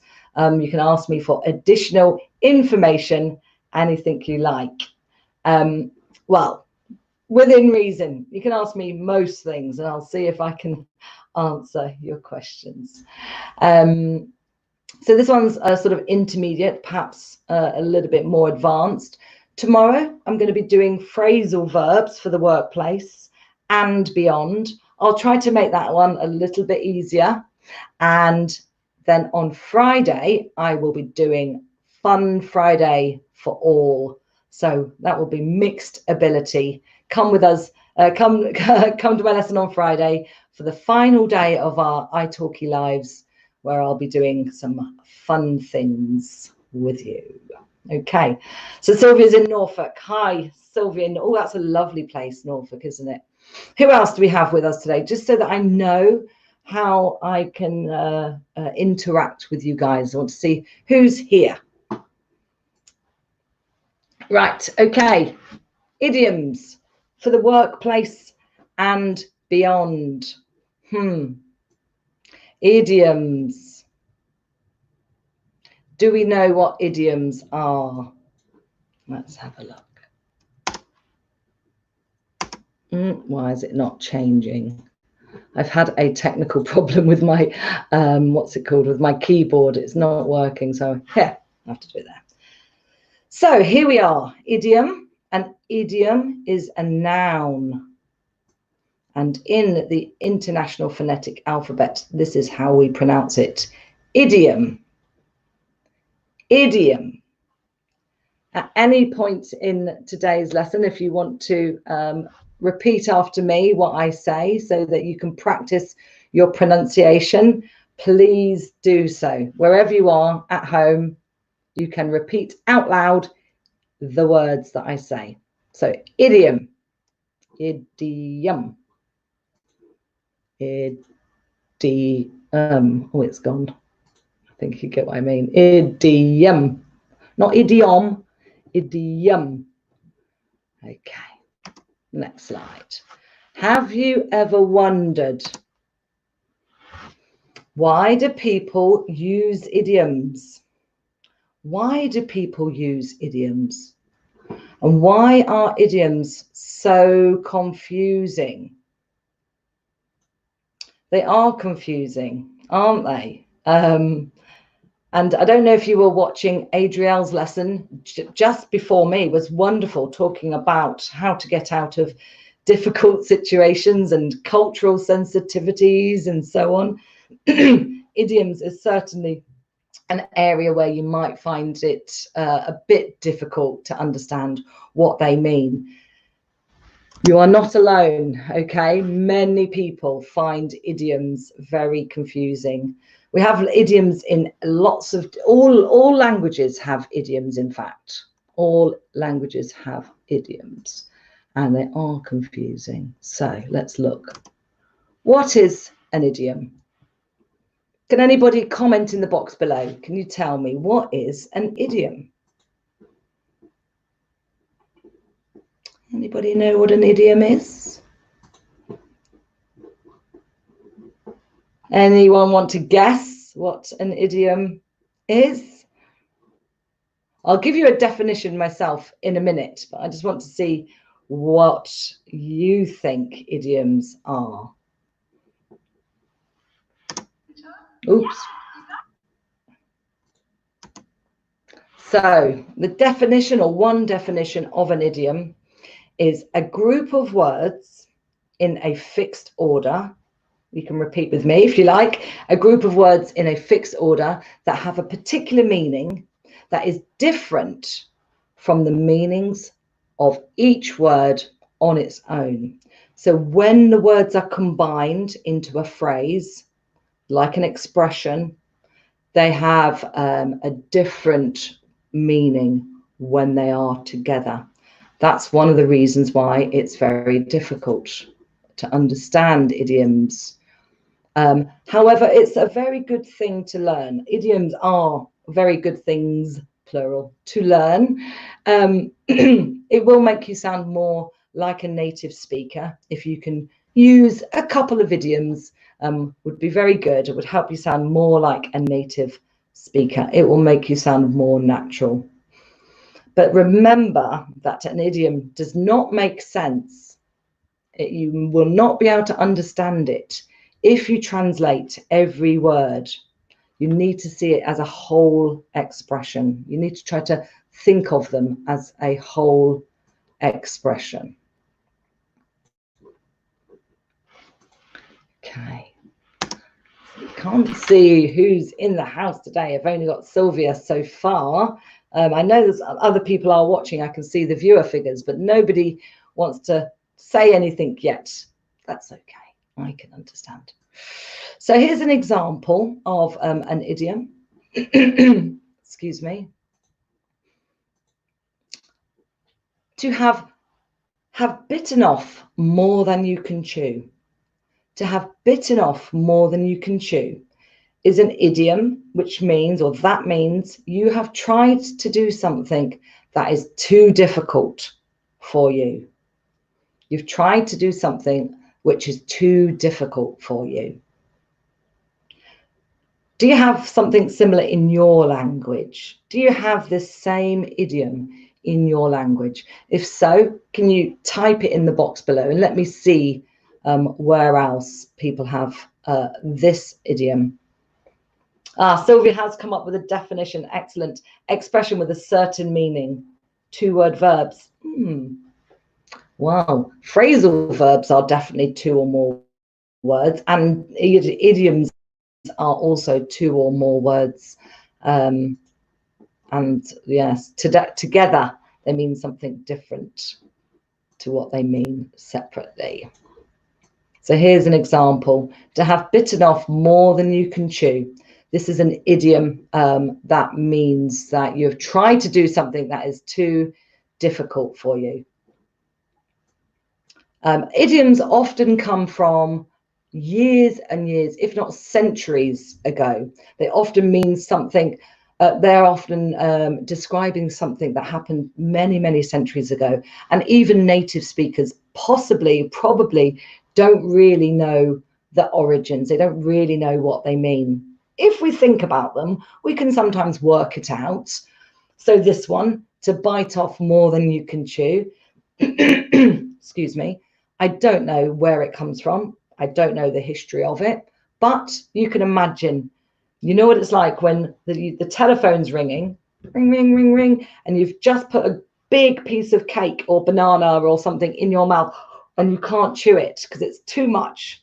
It's too difficult, and you're not going to be able to make the phone call because your mouth is full of food. So this is what this expression kind of means, that it's too, so you've got too much in your mouth and you won't be able to do the task. Like I said, I don't know where it comes from, but that doesn't really matter. Neufpa is in the house. Hello, Neufpa. Lovely to see you again. Nice to have some regulars back. Yes, in French, they have les yeux plus gros que le ventre. Que le ventre. The eyes are bigger than, I don't know what le ventre means. But I can imagine, I can guess what this means. Your eyes are bigger. We have one similar in English, actually. Your eyes are bigger than your belly, which means you've eaten too much, which isn't quite the same as bitten off more than you can chew. It sounds similar, doesn't it? It seems similar. It seems like it's a similar expression, but it's not quite the same. It is stomach. Yes, Neufpa. Yeah, that's in English. That one is your eyes are bigger than your belly, but that just means you've eaten far too much food and now you can't move. So yes, we have the same idiom, but different meaning to this one. To have bitten off more than you can chew means that you've tried to do something that's too difficult for you, and it's not related to eating necessarily. I know I gave you the example of eating cake, But the eating cake wasn't the difficult thing. The difficult thing really was making the phone call with your mouth full. Too difficult. Okay, let's crack on. Remember that an idiom does not make sense if you translate every word, but more that you need to see it as a whole expression. Okay, so do not try to put it into Google Translate. Do not translate each word individually, but look at them as a whole phrase, as a whole expression. I'm having strange technical difficulties today. My apologies. Okay, so I often do 5 top tips for my lessons. I'm going to go over them with you now, and then I'll also review them at the end. Okay, so don't worry if you can't find a pencil right now to write them all down, but you are welcome to write them down on a, you know me, I love post-it notes, or you can also take a photo of the screen if you want to, of the 5 top tips for understanding idioms. Number 1, tip number 1, study the context. This doesn't always help, okay? It doesn't always help because they're so difficult. However, if you think about why the person is saying this idiom, or where you have read it, where have you read this idiom? Where have you heard this idiom? Think about the context. What does it mean? So when we talk about context, as English teachers, we talk about context a lot because it can help you understand what is happening, even if you don't understand the words themselves. So for example, if you go to the supermarket and you're in you're going to pay for your vegetables and your bread and so on, and the shop assistant says to you something in another language, but you don't understand what they're saying, but you can probably imagine they're probably saying, would you like to pay by credit card or cash? Would you like a plastic bag, or not a plastic bag these days, a recycled fabric bag? But you roughly know what they are possibly saying. So with idioms, the first tip is to study the context. Why is the person saying what they are saying? Number 2, get yourself a notebook. Buy a little notebook and write down the idioms that you've learned today with me, with a definition of the idiom and an example sentence. In this lesson, we're going to do some definitions and some examples so that you can see what I mean. I'm sure you know what I mean by that anyway, but this is what we're going to do today. Buy yourself a special little idioms diary, just a little one. You can keep it in your pocket, and then when you're out at a party or when you're at work, this lesson's kind of about the workplace, you can quickly have a look and think, when can I use that idiom? And then try to find a time when you can say that idiom. So you're preparing yourself for using the idiom. Number 3, yes, song lyrics. In any language, use lots and lots of idioms and phrases that are like idioms. And you've probably seen the websites where you can download the song lyrics. People like to do that for karaoke, don't they? So they can read the words at the same time as singing them. So download them, and then with a pen, pencil, whatever, with an online marker, study the whole phrase, study the idiom. I don't know what's going on. You can go to any online dictionary and also find idioms in the online dictionaries. You can just type in the idiom into the online dictionary. Oxford Advanced Learners Dictionary is a good one. Macmillan Dictionary, Cambridge Dictionary. Copy and paste the idiom into it, and you should be able to find the idiom in the dictionary with lots of different explanations, definitions, and example sentences. But even if you can't find it in the dictionary, just do a search on any internet browser and you'll be able to find something that explains it to you. Number 4, visualize the idiom. Can you see the idiom? Can you see what's happening? Can you imagine what's happening? To bite off more than you can chew. To bite off more than you can chew. Can you visualize this? I gave you a visual image earlier of biting off too much chocolate cake or banana before you're making your phone call. I know it's not exactly what the idiom means, but you're visualizing that you've got too much. It's too difficult to eat all of those, to eat all of that before you make your phone call. So try to visualize the idiom. When you're entering your idioms into your idioms diary, you can always do a little picture, and you can also use something like Quizlet, Quizlet. Use Quizlet there. That's a very good online kind of flashcards app, I suppose you can call it. It's an online flashcards app, Quizlet, and you can choose images to go along with your idioms. Okay, and my final tip is use it. Use the idiom.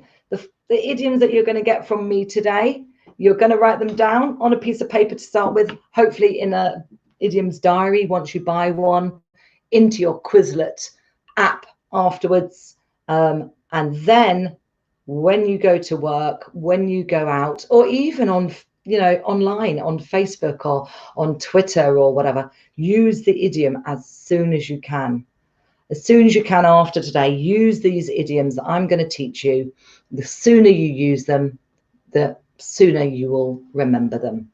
Okay, so far, so good. Are we all keeping up with the idioms lessons? Do you need to take a photo of that slide for the 5 top tips? You're more than welcome to. Please feel free to take a photo. Okay. Now, we're going to practice some idioms. We're going to practice guessing the idiom. I want you to look at number 1, study the context. Why is this person, why have I said what I've said in these idioms? Guess the meaning from the context. Now, you already know that this lesson is idioms for the workplace. So, could have something to do with being at work. This is where you need to comment now. Please comment in the comments box below. Here are 3 idioms used in full sentences. I'm going to read them all to you, and you can repeat them after me so that you get practice with saying these, and so you get practice knowing how they sound. And then after, I want you to write in the chat box, what do they mean?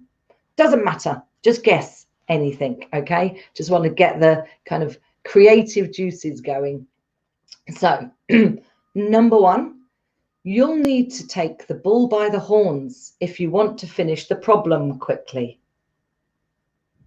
Number 2, you hit the nail on the head when you said we'd have to focus on other media to better reach our customers. Number 3, let's see what they have to bring to the table before we decide to work with them. Now, that's 3 idioms for today to start with. We're going to do more practice on these, so don't worry. If you don't know what they are straight away, no problem.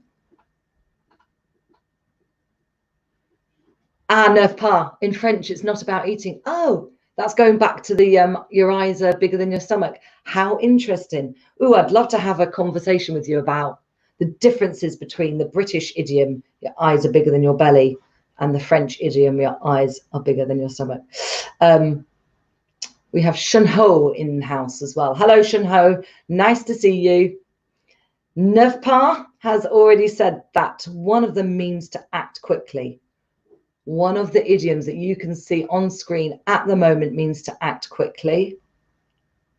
And Sylvia has said number 1 is to face it and take action. Do we have any other guesses? Shunho, do you have any idea what the first, well, any of these? You need to take the bull by the horns. You hit the nail on the head. Let's see what they have to bring to the table. Any ideas what these mean?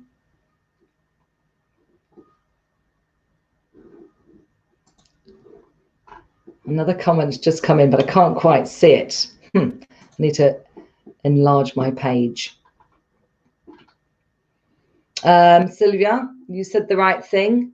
The key aspect, great. These are great guesses, and yeah, very good actually. Neuf pas, the idea is good. Number 2, he's saying the idea is good. Are you a he, neuf pas? I'm not sure. Not 9. Is that what neuf pas means? Not 9. What else have we got in terms of comments? Yes. Okay, great. I'm not sure. Let's look at these. Let's go to the let's go to the next page, okay? Oh, actually, let's just go back. Let's go back actually. Yes. Okay, so you need to take the bull by the horns. Who is it that said you need to act quickly? That's a very good. Yes, to act quickly, basically. We'll come to that in a minute. You hit the nail on the head. Somebody said, I think, who was it that said this? You said the right thing, the key aspect. That's right. And neuf pas both correct on that. And Sylvia said that number 3, let's wait to hear their comments and ideas. That is very close. Very close. Very good guesses. You see, even if you didn't know what these are, you've thought about the context. You're at work.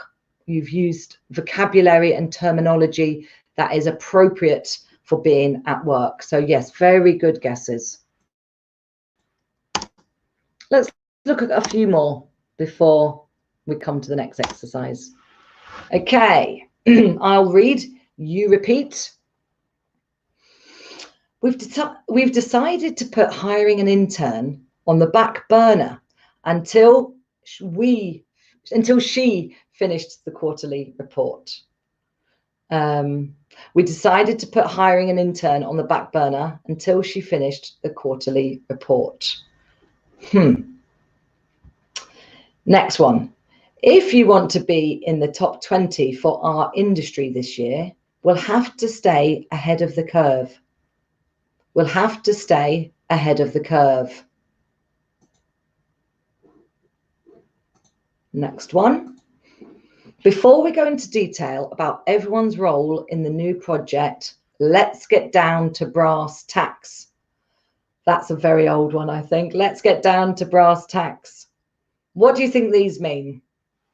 What do these mean? Can you guess them from the context? To stay ahead of the curve is an expression that we've all heard at the moment, haven't we? We've heard too much about the curve. It's a curve and we're going past the curve. Can anybody guess what these mean? Number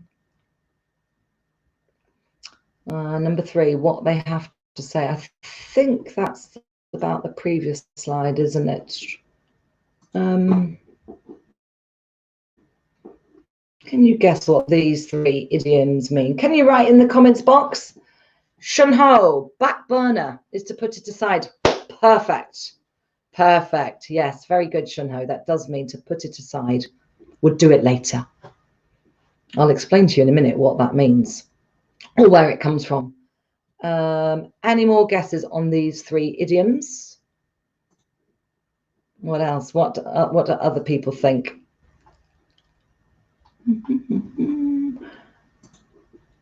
Right. Okay. I'm not sure I'm getting all the comments because half of them are appearing in one place and half of them are appearing in another place. Just bear with me a second, okay? I'm just making sure my technology's... yes, look, there's lots of people here. Oh, I'm so sorry. I've just discovered the other thread. Liliana. Hi, Liliana. Oh, dear. I'm so sorry. Shun. Pietro. To kill 2 birds with 1 stone. Is that an idiom? Yes. To kill 2 birds with 1 stone. Pietro, that's very good. Irene. Hi, Irene. Also, to kill two birds with one stone. And in Japanese, it is isekinicho. Isekinicho. Isekinicho. Oh. Arigatou gozaimasu. Rafaela is here. Hi, Rafaela. Oh, I feel really bad now. I'm really sorry I missed the other thread. Okay, I'm on it now, okay? I'm on it. Let's keep going. What have I done with this? Okay, in the box, I want you to match up the idiom on the left with the definition on the right. So, is it 1A, 1B, 1C, etc., etc.? So number 1, I've got take the bull by the horns. Number 2, I've got hit the nail on the head. And number 3, I've got bring to the table. What do these mean? Do they mean, does to take the bull by the horns mean, does it mean to do or say something with precision, to provide something of benefit, or to be facing a difficult or risky situation bravely and decisively? Ha, Liliana, you're very quick. Very good, Liliana. 1C, 2A, and 3B. Let me check my answers. Irene, oh no, I'm sorry, it's too difficult. It's okay. Stay with us. Keep listening. You might be able to remember some of these, Irene. You know, write them down on a piece of paper and try to use these at work. Look them up in a dictionary, Irene. Okay, so let's see if Liliana is correct. My answers, no, I've got something different. I've got 1B. That's because I've written it on the wrong page. My apologies. 1C, you are absolutely correct. 1C, 2A, and 3B. Yes. Yes, well done. Liliana gets a gold star for that. Well done. Let's see if anybody on the other stream managed to get these. Maite, hi Maite. Lilani, 1C, yes.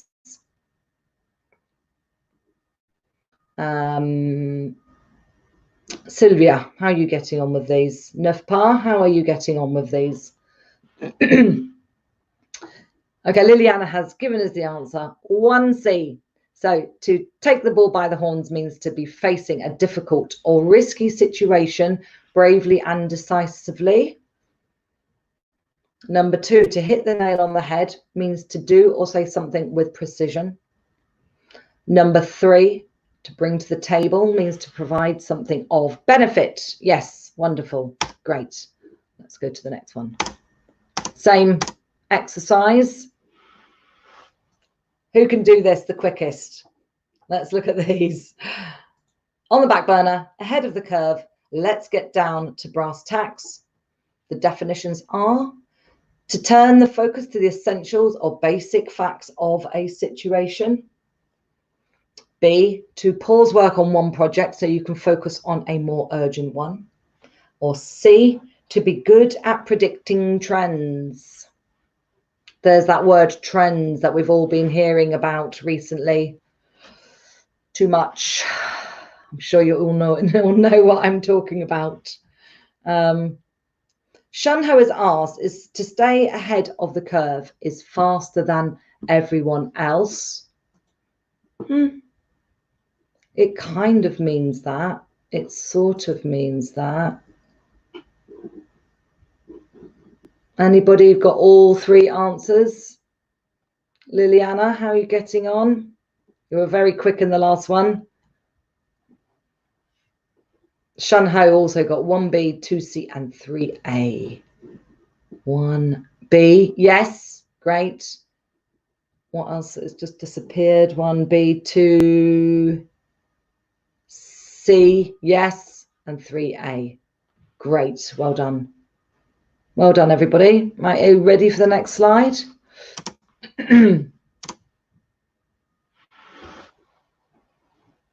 Now, you can't see the idiom now.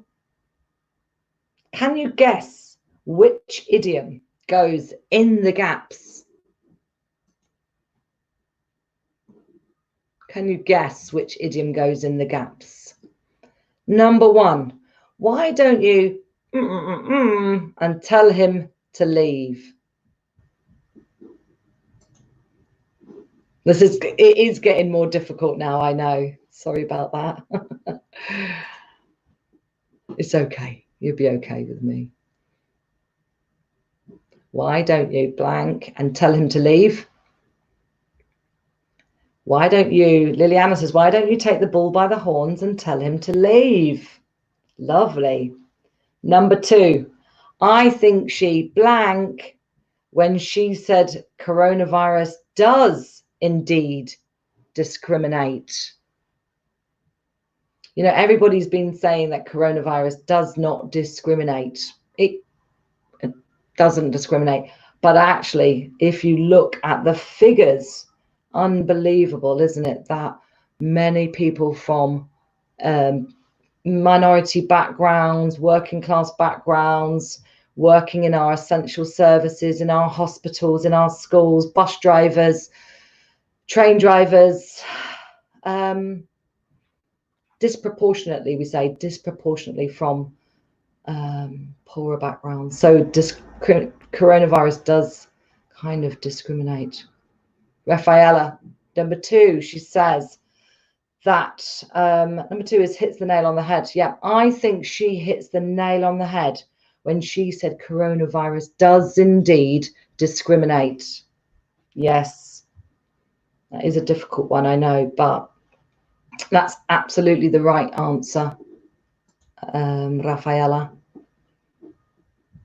Number three, she blank a lot of experience and some important skills blank. I've split that one up. I've split that idiom up. It is a separable idiom. It's almost like a separable phrasal verb when you can separate them. Some you can, some you can't. Can you work out number three? She blank a lot of experience and some important skills blank. What do you think this one is? Ha! Rafaela. You're very good, Rafaela. You're very good. There's a bit of a delay on this video. I'm very sorry. Bring to the table. Absolutely. She brings a lot of experience and some important skills to the table. She brings a lot of experience and some important skills to the table. Absolutely. Oh, very good. Okay. Next slide, please. Let's see, can you do this one? She wants the matter to be put blank. She wants the matter to be put blank. Which one is that? Maybe she doesn't have time to do this project. Whatever it is, the matter. She wants the matter. Whatever the matter is, she wants it to be put. Can anybody guess?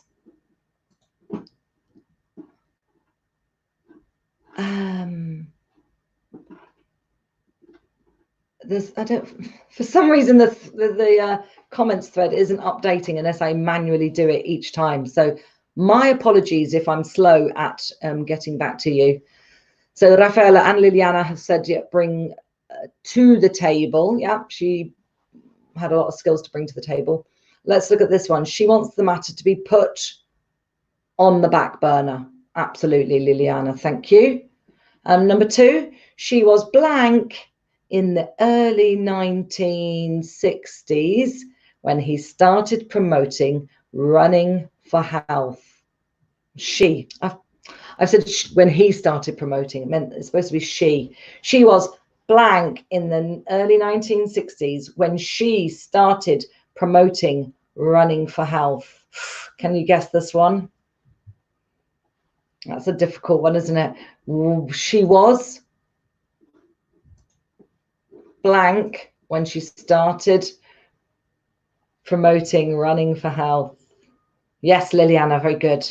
She was ahead of the curve, or she was staying ahead of the curve. Yeah, you can add staying in. Great. Staying ahead of the curve. Number 3, let's blank, blank, blank, blank, blank. Who's paying for all this? Let's blank, blank, blank, blank, blank. Who's paying for all this? Anybody guess that? I'm not sure what the delay is doing.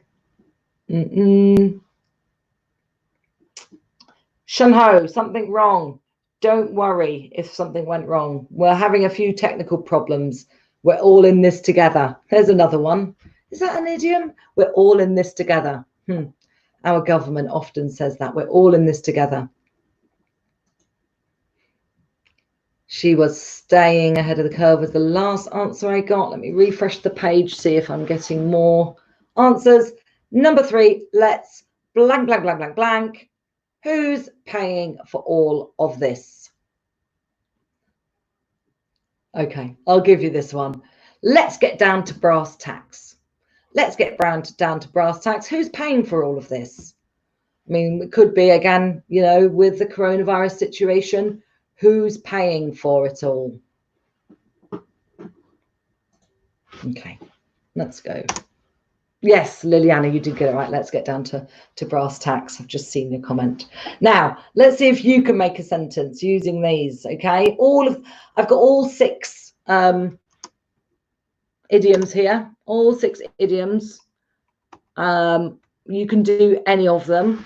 I want you to try to write a sentence. Can you use any of these idioms? To take the bull by the horns. There we are. There's the horns on the bull.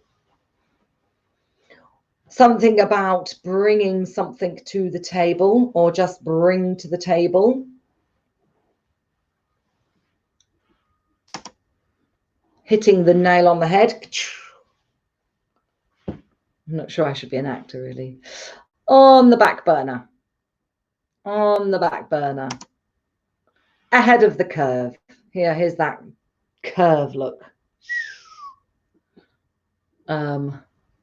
Yes, it's an expression that we're all hearing a lot at the moment in current times of the coronavirus.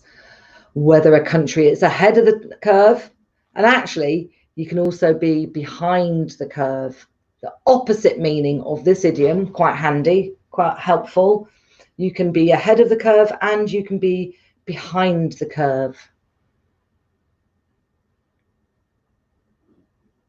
Rafaela has come up with an example sentence. Why don't we bring to the table all of our proposals to check?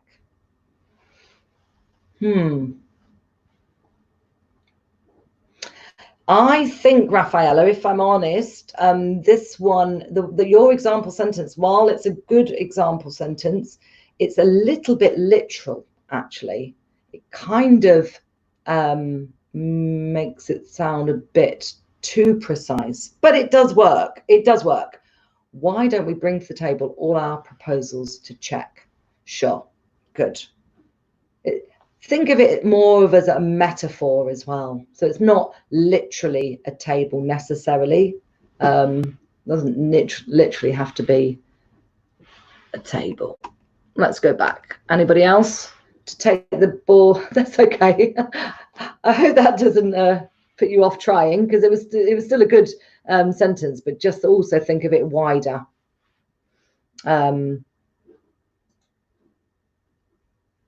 Sylvia, I have to take the bull by the horns and learn to drive at once. Yes, very good as well.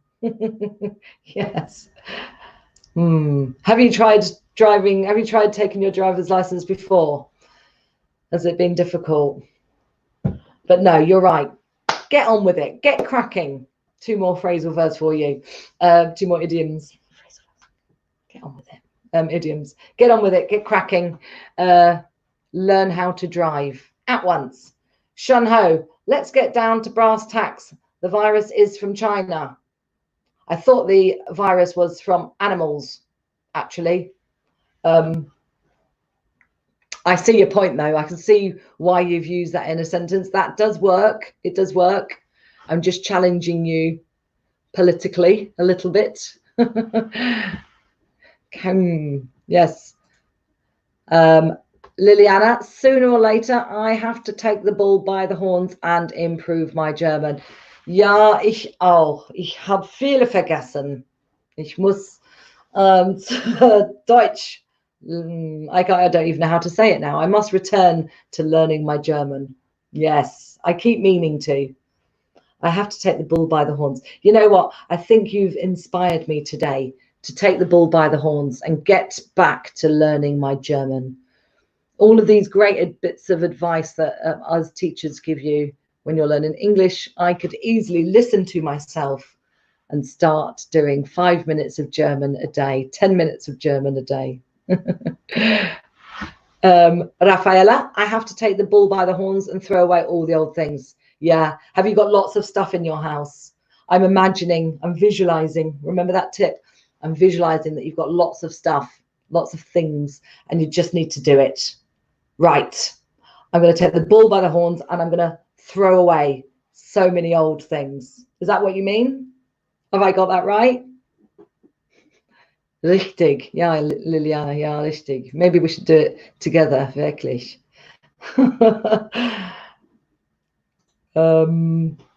Yeah, so good. Very good. What time are we on? 1:45. Let's have a look what else I've got coming up so that I can just plan a little bit. Just bear with me a second. Oops. It's gone back to the beginning. Something has jumped. How do I do this?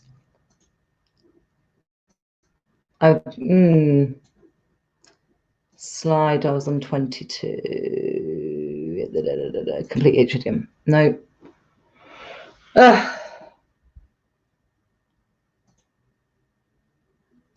I'm really sorry. There we are. Back to there. Technology is wonderful, isn't it? Technology is wonderful when it works and slightly annoying when it doesn't. You know the expression, I don't know if you've heard this before, never work with, so that when they're talking about live TV, never work with children or animals. This is an expression that we have in English. If you're on TV, never work with children or animals for obvious reasons. I'm sure you can understand why. I'm going to add to this expression, never work with children, animals, or technology. Anything can go wrong. Anything can go wrong. Yes. Okay. Yes. Let's hit the nail by its head. Let's hit the nail on the head, Shun. Yeah. If you need to be precise about something, you hit the nail on the head. And Sylvia, let's see what the MPs bring to the table in today's updates. Yeah, maybe not. They're kind of driving me a bit mad, but that is an absolutely perfect sentence, Sylvia. What are they going to bring to the table today? Anything better than yesterday? Anything new? I'm trying not to be too political about all of this, but you know. Right, okay. Couple more exercises for you. Let's see if you can complete this idiom or these idioms with one word. One word in the boxes. We need to blank the bull by the horns to make sure we succeed. Plus, don't forget, you can repeat with me. You can, say the sentences. You can copy me so you can practice your pronunciation. We need to blank the bull by the horns to make sure we succeed. What word goes in that one? Number 2. Oh, yes, you've absolutely hit the blank on the head. Oh, yes, you've absolutely hit the blank on the head. And number 3, what do you think Ali can blank to the table? What do you think Ali can blank to the table? Rafaela's got in there very quickly, as usual. Number one, you said take. We need to take the bull by the horns to make sure we succeed. Absolutely great. That's the first one. Number two, you have said nail. Oh, yes, you've absolutely hit the nail on the head. Oh, yes, you've absolutely hit the nail on the head. Actually, that could also be my response to you, that you've got these absolutely correct. All of them absolutely correct. Oh, yes, Rafaela, you have absolutely hit the nail on the head with all of your answers. Well done. Number three, what do you think Ali can bring to the table? Great. Very good. Now, let's get on with it. Oh, and Shun said, let's pull. We need to pull the bull. You need to pull the bull. I like that. Pull the bull. That sounds good. Not quite right. It's we need to take the bull by the horns. But the other one, you've hit the nail on the head, correct? What do you think Ali can bring to the table, Shun? Shun, the lesson definitely hitting the nail on the head of English idioms. Oh, thanks. That's really nice of you. That's really nice of you. Thank you, Shun. Right, next one. 1, 2, 3. Are you going to repeat after me? Who's actually repeating after me? Is anybody speaking out loud when we're doing this lesson? When we've been doing this lesson? Have you been speaking out loud wherever you are? Kitchen, spare room, and the office if you've had to go to work? We need to put this project blank the back burner and focus on sales instead. We need to put this project blank the back burner and focus on sales instead. Number two, I'm sorry to keep bringing this topic up, but which country is blank of the curve in terms of coronavirus? Which country is blank of the curve in terms of coronavirus? And number three, let's get blank to brass tacks and work out the finances. Let's get blank to brass tacks and work on the finances.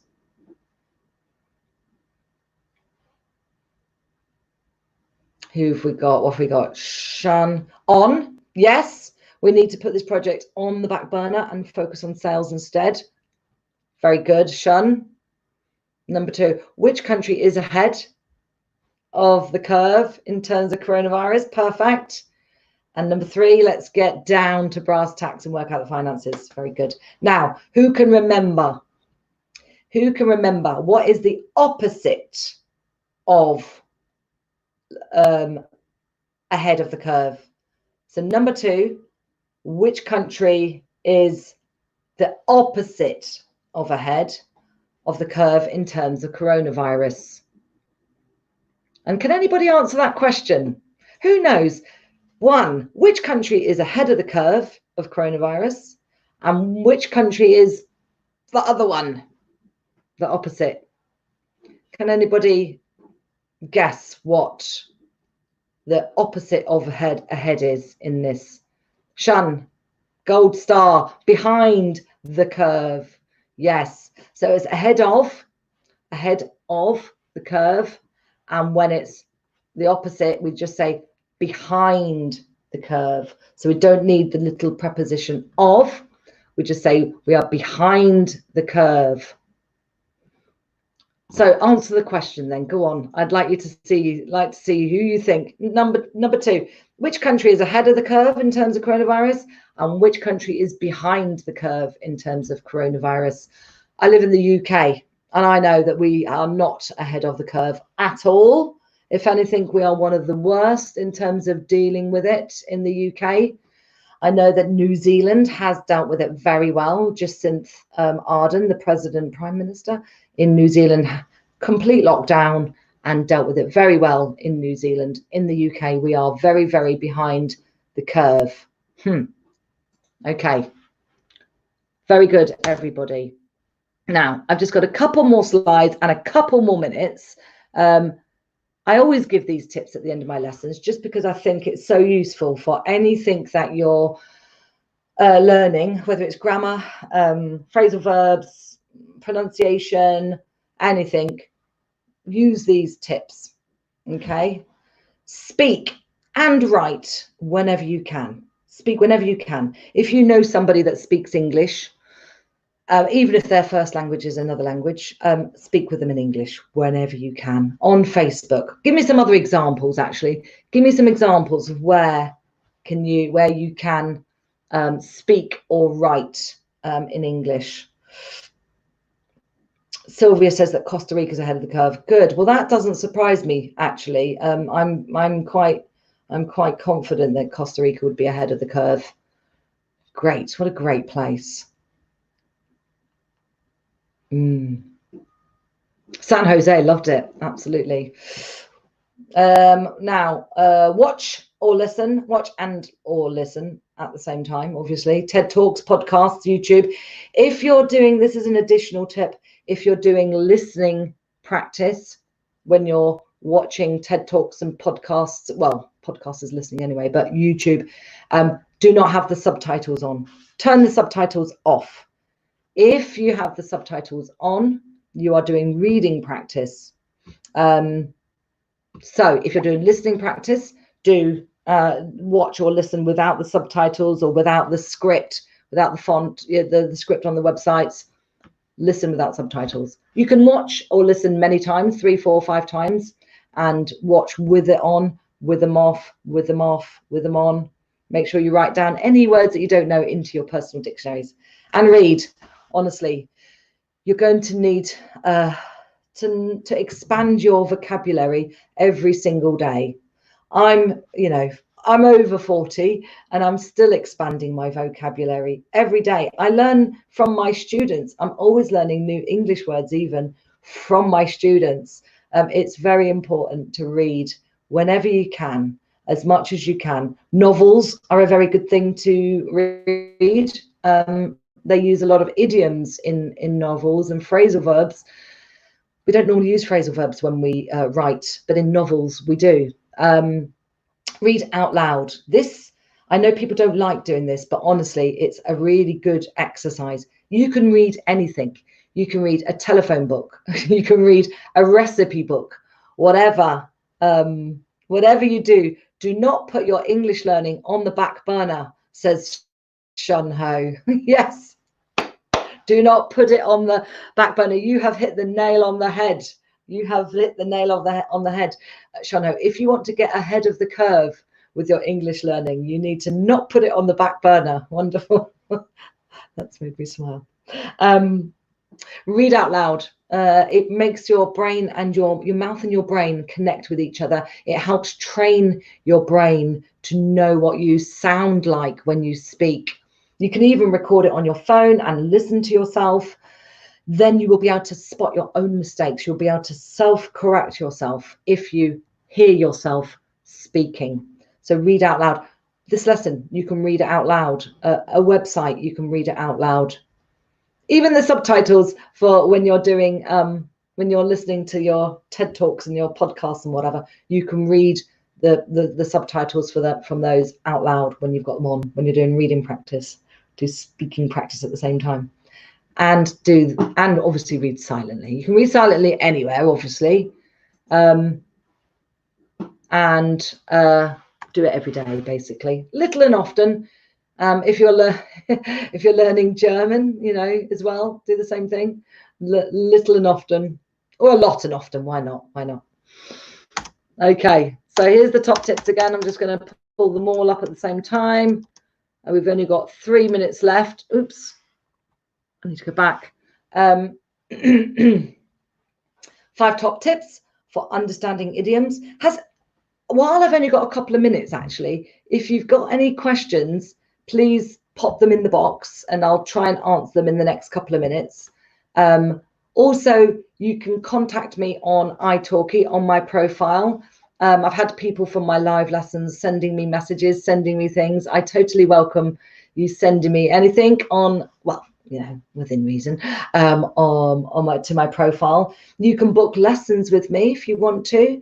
Remember, I was saying at the beginning, I've got a special introductory offer for my live viewers, 50% off for the first 5 lessons. Get in contact with me, fill out the contact form, put in the code LIVE5. Don't worry if you don't remember what the code is. It doesn't matter, okay? Just get in contact and say you saw me here on the live italki, and you got 50% off lessons with me, whether it's business, general, academic, conversation, group classes, or whatever, okay? If you want to take a photo of this, feel free to do so. Quick 5 top tips for understanding idioms. Any final questions before I log off? Any final questions or comments even? Have you enjoyed this lesson? Are you going to come back tomorrow for phrasal verbs? Are you going to brave the lesson? You need to take the bull by the horns and come back tomorrow for some phrasal verbs. Shun, hopefully see you tomorrow. Thank you very much as well. Let me just go to my final slide. Thank you to everybody, okay? Thank you to everybody for coming to this lesson with me today. It's been really nice having so much interaction and so many people making up suggestions for, you know, suggested sentences. Sylvia, it's been a great lesson. Thank you, Sylvia. That's really nice of you. I hope to see you tomorrow. And if you can't make tomorrow, come back Friday. And we have lots of other teachers also doing live lessons. Last day this Friday. It's been a wonderful month. It's been lovely meeting you all. Hopefully see you tomorrow. Thanks a lot. See you. Bye-bye. Hasta luego. Cheers.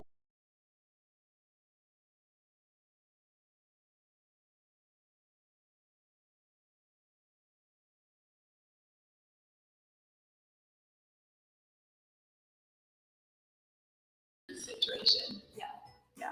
Say like, I didn't make it into school. So my parents will not be proud of me. I blew it. Yeah, but you rocked up late to work. Nobody ever knew that. Yeah, I'm never late. Number 3, British. Having a mare. Having a mare. Having a mare. A nightmare. Like, horrible, real nightmare. In reality, basically. Very good. Okay. That's exactly it. It's a lot easier than the previously. Yeah, well, I thought I'd go than you. Having a mare? You were having a mare before. I was having a mare before, not understanding anything she was saying. Yeah, exactly. So there you have it. There's our British and American slang. Tell us what you thought of it. Did you understand it? And we'll see you next time.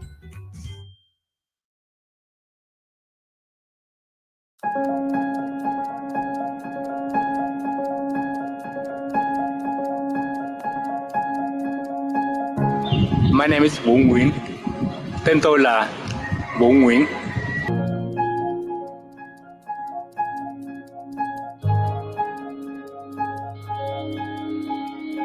It's really amazing thing for me. From italki, I can meet people around the world, and they can give me more energy to live and more inspiration to live the world also. Very magical. Yeah.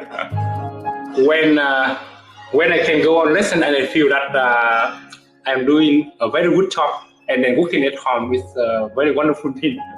I think that I can do something, and I'm doing something here. I think that I can say idea and talk with people. That is the first motivation for me to come here.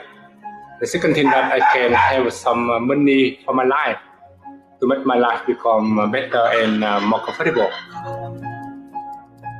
It's very wonderful website of italki, because italki is the connection between every people in the world with each other. There are many purposes for us to learn a new language. Innovation is the most important. Not only study language, but also sharing idea and culture and everything else in the life. And through the learning and teaching, and we can share more idea, and we can share our life better. You know that because each person have their own experience and their own knowledge and their own way of living. And when we meet new people, and we think that we are discovering a new universe or a new area or something like that. So it's wonderful that we have this diversity, and we should just learn from each other. But if you at least just learn a second language and expose yourself to a second culture, Not only do you understand that culture better, but you understand your own culture better. And if most people just did that and were talking openly and honestly about themselves and other people, I don't think there would be any diversity problems. Because we're all learning from each other. He is a very good student. He studied very well, and he just learned for, he just only studied for 1 month, but now he can speak very much Vietnamese. Later on, the student and the teacher can meet in a different country, and then the relationship become very good. We drink coffee together, and we go and I ride a motorbike, and I take them along somewhere beautiful together, and we talk together, and then they come back to their country, and we become teacher and student again. We study again. Yeah.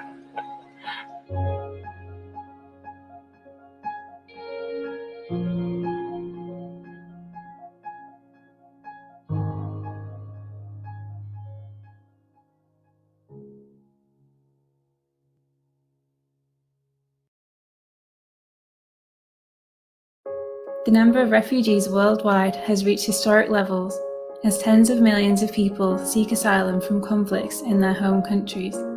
Even for those able to reach countries willing to take them in, rebuilding their lives and careers in unfamiliar societies often proves challenging. For one group of refugees living in Istanbul, teaching online Arabic lessons to students across the world has offered a way to overcome these obstacles and establish new hope. As well as earning income, they have been able to share their experiences with people from different cultures and backgrounds, cultivating meaningful relationships with students. My name is Rahaf and I'm from Latakia, Syria. Previously, I had a normal but busy life. My name is Abdullah and I'm a Syrian guy from Homs, the capital of funny jokes. Hello, my name is Amr. I'm an Arabic teacher on italki. I'm from Egypt. Hi, I'm Hussam. I'm from Syria, Al-Hasaka, and I'm a teacher on italki now. 3 years ago, I came to Turkey, to Istanbul. Many challenges came in one time. Leaving a country is not, or leaving your home. This is one, it's like fish out of the group. I mean, the challenge that my career is almost dead. This is the only challenge now. Online teaching, it solves this problem, of course, because you can just be wherever and get online and start your class. What italki offered me is like new students I have never met from another continent, way far from me. Once they want to like learn my language, I feel like this is like, I feel sometimes emotional. italki, Bessa College and NGO Small Projects Istanbul are working together on this project. You know, it's important for people to kind of see and get to know someone who's experiencing a difficult time or who has had a difficult past, and to just remember people are people are people. We need to remember that, you know, we have a shared humanity, and I think that gets lost a lot in the media or in the news. I'm teaching Arabic for first-year students of Arabic in America. We both enjoy teaching and learning online. It's an amazing experience for me as a teacher.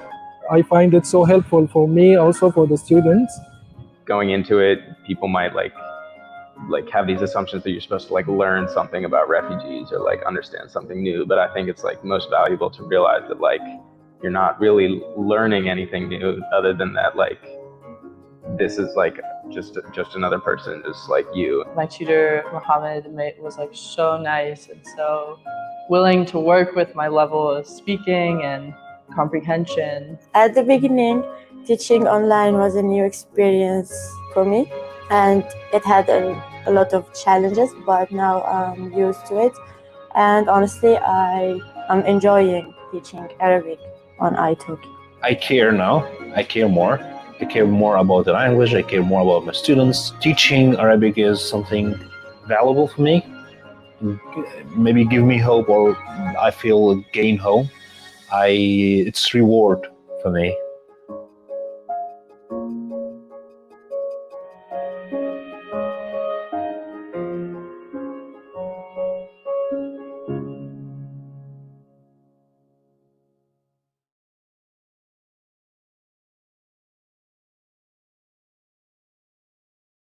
Hi, I'm a language learning app.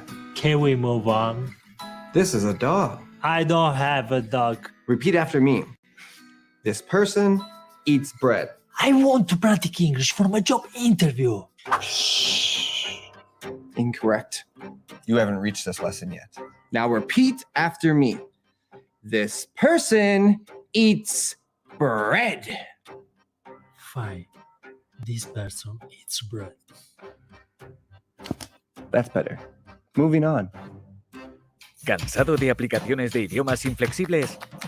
Usa italki para aprender como tú quieras aprender y estudiar cualquier idioma con nativos. Meet Peter. He is learning Chinese. He was studying on his own with textbooks, flashcards, and apps, but is still having problems with basic conversation. This is Maria. She loves learning English, but she doesn't have many opportunities to use it. With italki, Peter and Maria are able to get personal online lessons to help them become fluent in a foreign language. You can start learning a language on italki today. Just follow these 3 simple steps. 1. Select the language. English, Spanish, Chinese, French, Japanese. italki has teachers for every language. 2. Select the teacher. With italki, you can choose from thousands of experienced teachers from all over the world. And 3. Schedule a lesson. Online language lessons are the next best thing to living in a foreign country. With italki, you'll have a personal language teacher and real conversations with native speakers. Every day, thousands of people are connecting to international teachers through italki. Find a teacher today and become fluent in a foreign language.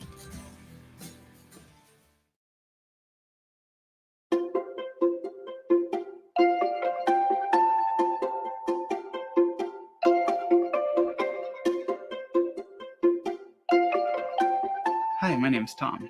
I'm from the US, I'm a chemical engineer, and I'm passionate about language learning.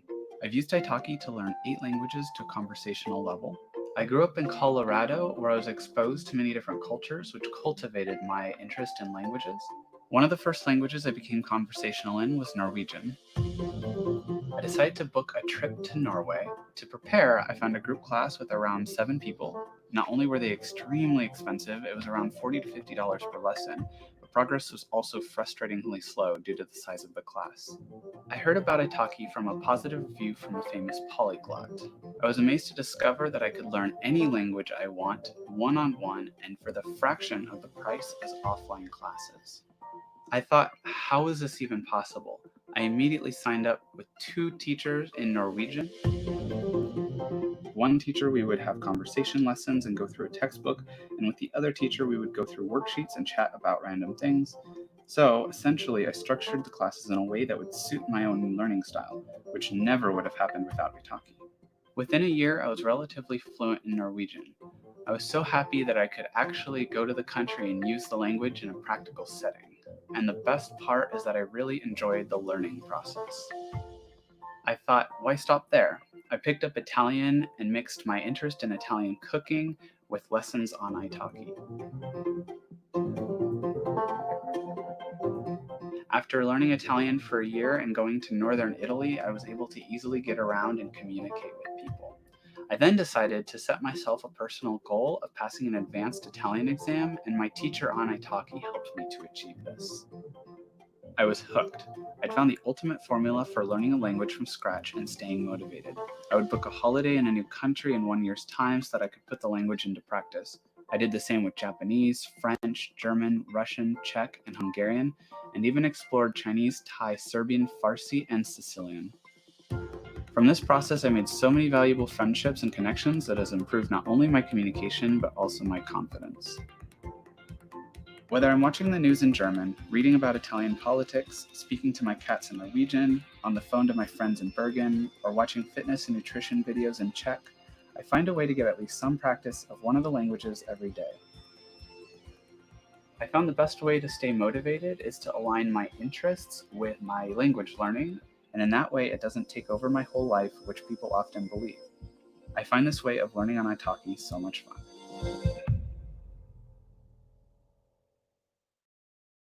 Lingby es una aplicación móvil que ayuda a practicar idiomas de manera instantánea conectando a usuarios disponibles en todo el mundo. Con Lingby encontrarás personas nativas dispuestas a ayudarte a practicar el idioma que desees aprender. Los usuarios con tiempo libre se mostrarán disponibles para recibir llamadas y de esta forma ganarán recompensas ayudando a otros usuarios. Así es como conectamos personas de forma colaborativa y gratuita en nuestra aplicación. Únete a nuestra comunidad, haz nuevos amigos y mejora en todos los idiomas que quieras.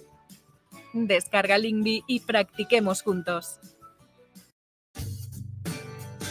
Este es Peter. Está aprendiendo chino. Ha intentado estudiar por su cuenta con libros, tarjetas de vocabulario y aplicaciones móviles, pero sigue teniendo problemas para hablar. Esta es María. Le encanta aprender inglés, pero no tiene oportunidades para ponerlo en práctica. Con italki, Peter y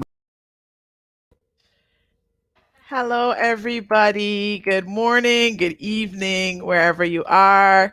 I am Yemi. Remember, I'm Yemi. I am originally from Barbados, and I am living here in Japan right now. I teach English. I've been teaching English for about 11 years. And before that, I taught Spanish and French. Okay, on italki, I teach English and also Japanese.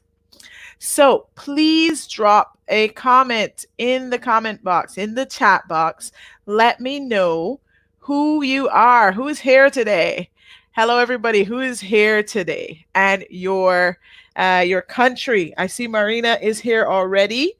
Marina has said hello in Bajan dialect, my dialect from Barbados. She said, "What going on?" Okay, so that means what's up, what's going on. Okay, in Barbados, we say, "What going on?"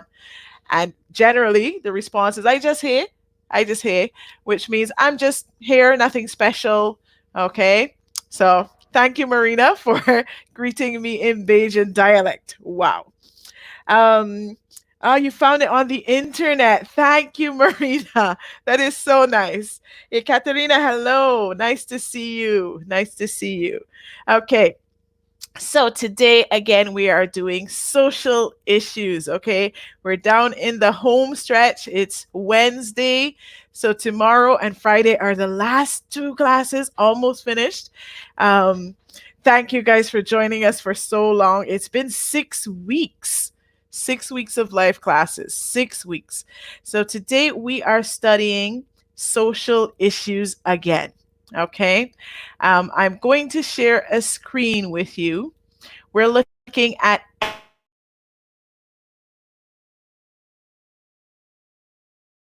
education today. Okay, so as we have mentioned before, we need to talk about social issues for our tests, for our business, and for friends if they're topical. Okay, if it's on the news, if it's in our companies, we might talk about social issues.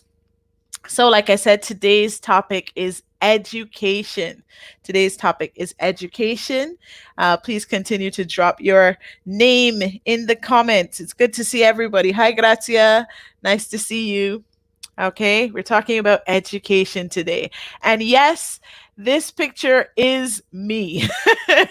That is me in my school days. Okay, I had glasses. Very, very different picture. So that was me way back 20, maybe 23, 24, I don't know, 20 years ago. 20 years ago. So a long time ago. Okay. So how we do these social issues classes is that I will read the passage first. Okay, I'm going to read you the passage and you try to listen for some information. So today, the first passage is about the education systems in Barbados and Japan. Okay, I want you to listen and catch what are some similarities and differences. So I'm going to mention several things that are similar between the two countries and several things that are different. Try to catch as many as you can while I am talking, okay? So just listen to this passage about the difference between Barbados and Japan in their education system, the similarities and the differences, okay? So let's listen to the passage. The education systems in Barbados and Japan have a lot of differences. The Japanese education system is like the American system. In Japan, most children attend 3 levels of school. They start elementary school at 6, junior high school at 12, and high school at 15. In Barbados, the education system is based on the British system. Children start primary school at 5 and then go to secondary school at 11. In Japan, all school children study English as a foreign language from elementary school. In Barbados, English is the native language. Children study French or Spanish as a foreign language, but they usually start in secondary school. The academic year is also different. In Japan, the year starts in April, cherry blossom season for Tokyo. In Barbados, the year starts in September, after the long summer holiday. There are also some similarities between schools in Japan and Barbados. In both countries, children usually wear a school uniform when they go to school. They both have exams for school entrance. But in Barbados, children take an exam when they are 11 to enter secondary school, whereas Japanese children have their exam at 15 when they go into high school. The end of compulsory education is also similar. Children in Japan must attend school until they are 15, while Barbadian children go to school until 16. Okay, so lots of information in this, lots of information. Were you able to catch what are some similarities and differences between the education systems in Barbados and Japan? Many similarities and differences were mentioned. So please try to write as many as you can. What were you able to catch that was similar, and what were you able to catch that was different between Barbados and Japan? Also, if you have just joined us, feel free to leave your name and your country in the comments. Okay, so I can say hello so I know who's with us today. All right, so what are the similarities and differences between the education systems in Barbados and Japan? Hello, Flora. Nice to see you. Flora is from my city. She's from Japan and she's in the same city. So maybe 10 minutes drive. So hi, special hello. Konnichiwa, Flora. Nice to see you. Okay, Barbara, nice to see you too, Barbara. Nice. Okay. What are our similarities and differences? Did anyone catch? What were the similarities and differences between Barbados and Japan? I'm going to go into our reading if no one has caught it. Okay, let's go into the reading. So I wrote this passage, obviously, because I don't think anyone else will write a passage about education in Barbados and Japan. Oh, Ekaterina has some answers. Japan has 3 levels. They go to school at 6, they're 12 years old into the junior high school, yes. And they study English from the first level. So yes, from elementary school, they study English. Marina says the differences are in Japan, English is a foreign language. Barbados, English is a native language. Yes, another. Yes, Flora, from Japan. Japan's system is similar to American one, but the Barbadian system is similar to the British one. Yes. Okay, so let's read through this. The education systems in Barbados and Japan have a lot of differences. The Japanese education system is like the American system. In Japan, most children attend 3 levels of school. They start elementary school at 6, junior high school at 12, and high school at 15. In Barbados, the education system is based on the British system. Children start primary school at 5. And then they go to secondary school at 11. In Japan, all school children study English as a foreign language from elementary school. In Barbados, English is a native language. Children study French or Spanish as a foreign language, but they usually start in secondary school. The academic year is also different. In Japan, the year starts in April, cherry blossom season for Tokyo. In Barbados, the year starts in September, after the long summer holiday. There are also some similarities between schools in Japan and Barbados. In both countries, children usually wear a school uniform when they go to school. They both have exams for school entrance. But in Barbados, children take an exam when they are 11 to enter secondary school, whereas Japanese children have their exam at 15 when they go into high school. The end of compulsory education is also similar. Children in Japan must attend school until they are 15, while Barbadian children go to school until 16. Okay, so let's see what else we have. Yes, children go to school at 5, Ekaterina, Barbados, and secondary school at 11. Okay. Okay, so are there any difficult words? Please check for difficult words. I'm going to go through some vocabulary, but please check for difficult words. If there are any difficult words, let me know. Anything I don't check, please let me know if you don't understand some word that I don't check. Okay, so we have the different names of the school levels, okay? In the American system, we use elementary for the first compulsory level of school. Usually in Japan, it's from 6 until 12. Maybe in America, from about 5 until 12 or 5 until 11. I don't know. And then Americans have junior high. Okay. And Japan has junior high. Here, junior high is 3 years long in Japan. So they go to junior high from 12 until 15. And then we have high school, also called senior high. Okay. Junior high can also be called middle school. Okay, middle school. So senior high, also called high school. Okay, so American system and Japanese system, elementary, junior high, senior high. Barbados and British system, primary school, in Barbados's case, from 5 until 11, and secondary school, which is from 11 until 16 or until 18, depending on your school, okay? Uniform.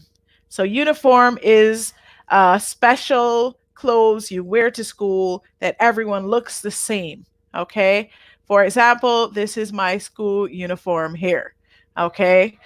So we wore epaulets, or you could wear a tie, okay?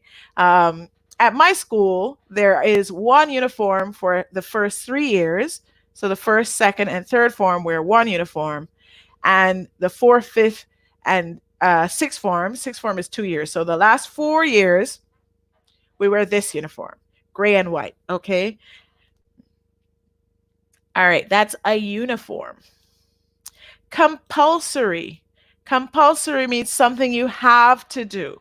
Okay, so compulsory education is the level, the age that everyone has to go to school until this age. Okay, in your country, there is a law that says children have to go to school until this age. And it's okay to do homeschool, it's okay to go to private school, whatever, but you have to be learning until you reach the end of compulsory education. Okay. Some more words, co-education. Okay. And co-ed for short. Okay. Co-ed for, oh, it's in Japanese. Sorry. Co-ed for short. Okay. So co-education means, co means together. Okay. So education together. Maybe in the older times, most schools were boys' schools or girls' schools. Now they're educated together, co-ed. And academic means something to do with studying, okay, to do with book studying.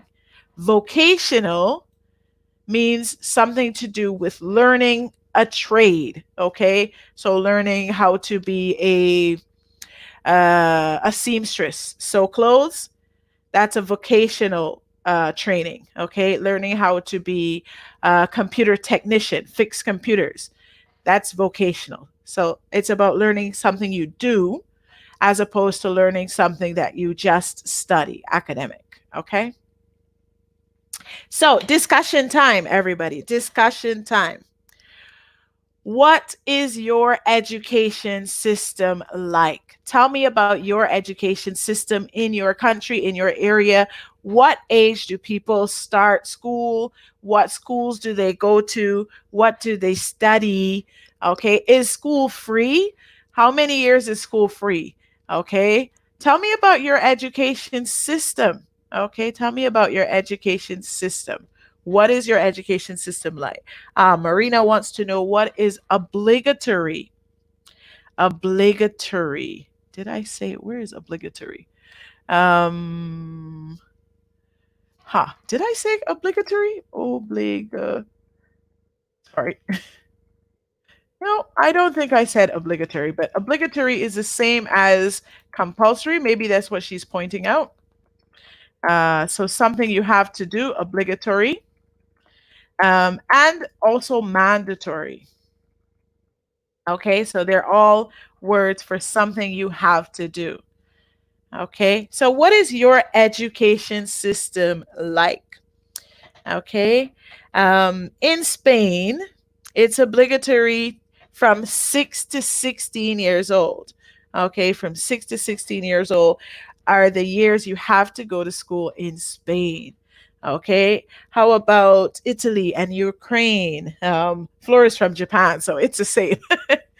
What ages do people have to go to school in your country?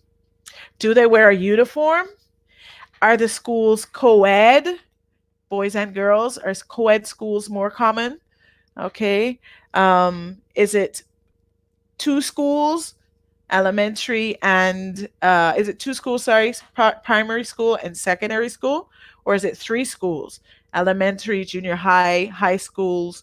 Okay, what is your education system like? Tell me about your education. So Grazia says it's the same in Italy, 6 to 16 years old. Yes. What else about your education? Do most people wear uniform in your country? In my country, all the schools, even the private and the public schools, all the schools wear a uniform. I don't think there's any school, any primary or secondary school that doesn't have a uniform in my country. So Barbara says here the children don't wear a uniform at public schools. Okay, so I went to a public school for secondary school. This is public school. And this school is called Harrison College, and we wore uniforms. So all the public secondary schools wear uniforms. I went to a private school for primary school, but all of the primary schools also wear uniforms, public or private. Doesn't matter in Barbados, okay? Let's see, anything else? In Luxembourg, the children don't wear uniforms. Barbara says they wear uniforms in private schools. Yeah, I think that's very common in most of the high-income countries that children do not wear uniforms. But here in Japan and in Barbados, we both happen to wear uniforms, okay? All right, very good discussion. So let's move on. We're going to look at our next set of questions.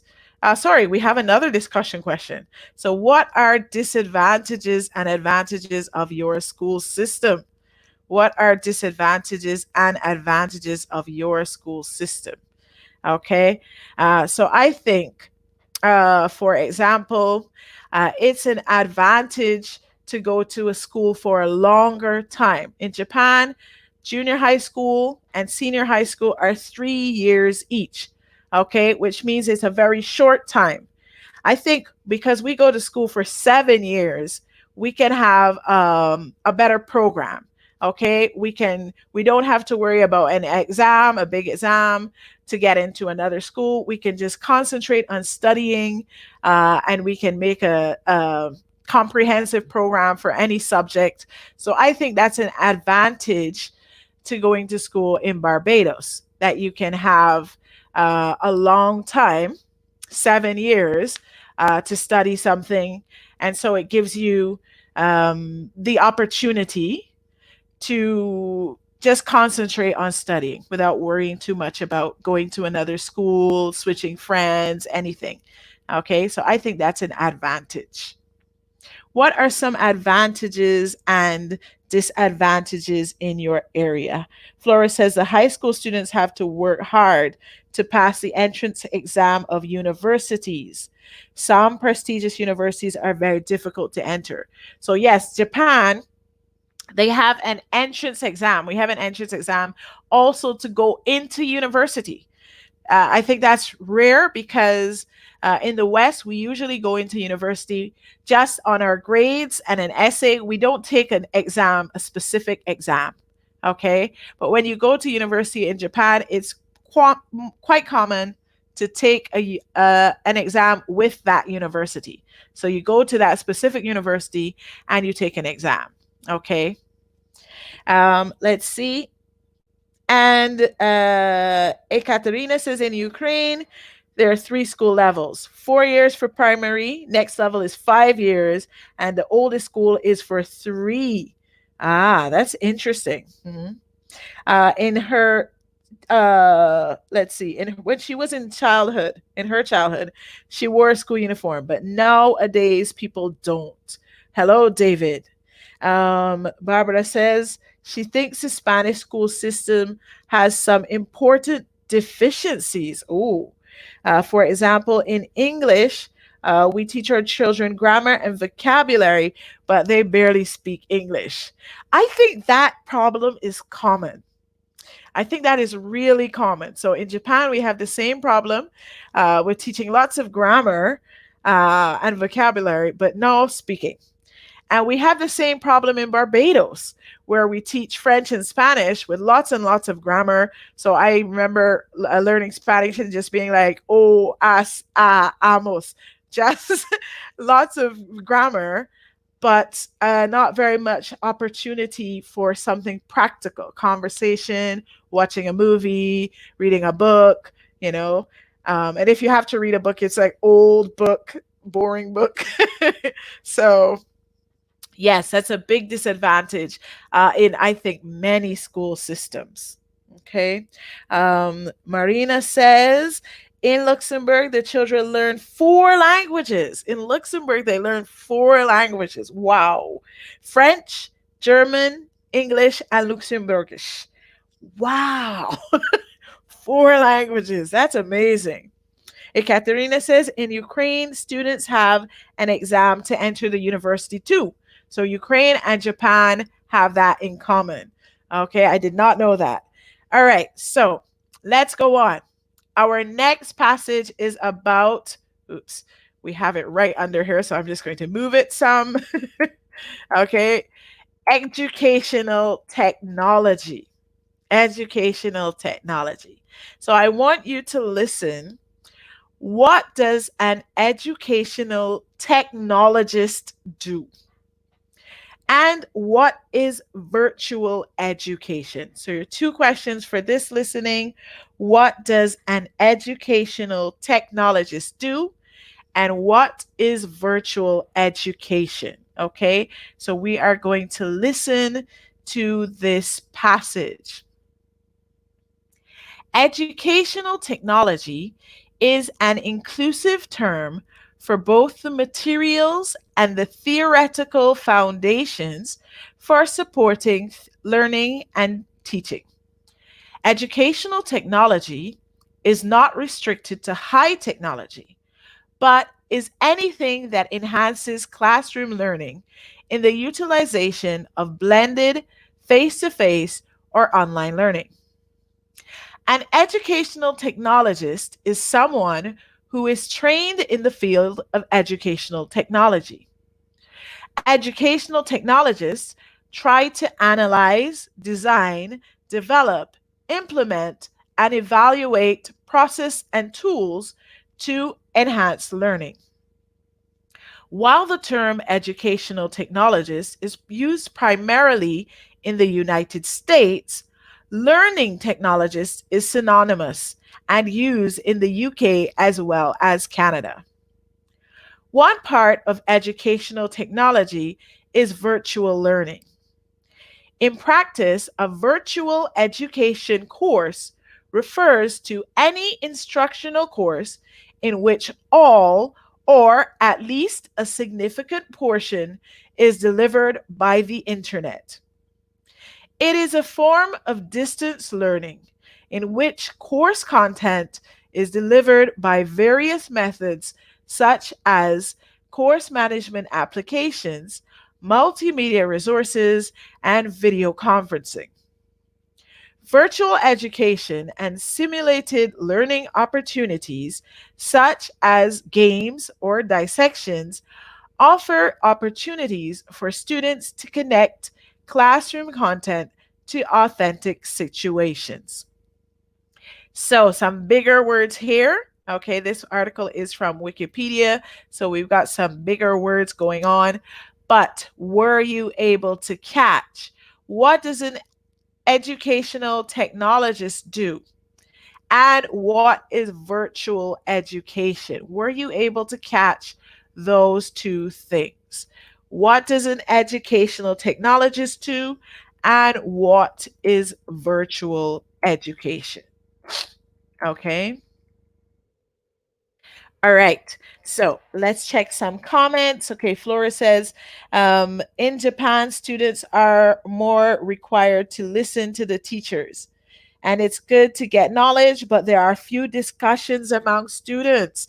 Yes, interesting point. So Japanese has a strict authoritative style for learning. Authoritative style means you have one person in power, and that person says the rules, okay?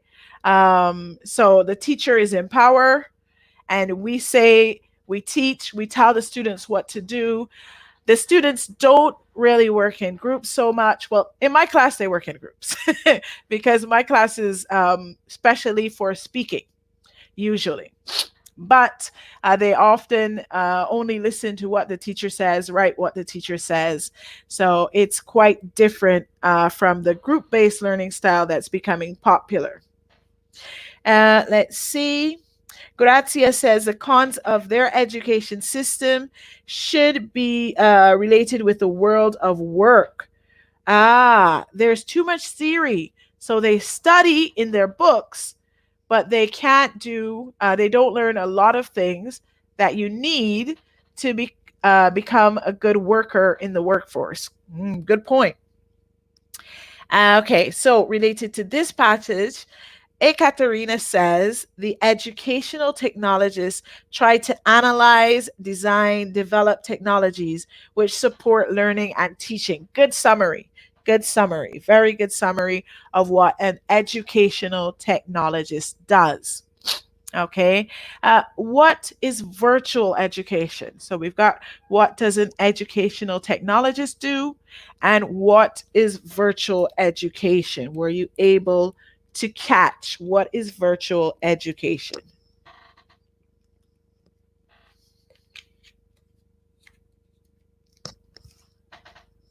Okay, Flora says they analyze, design, implement the programs for online education. Yes.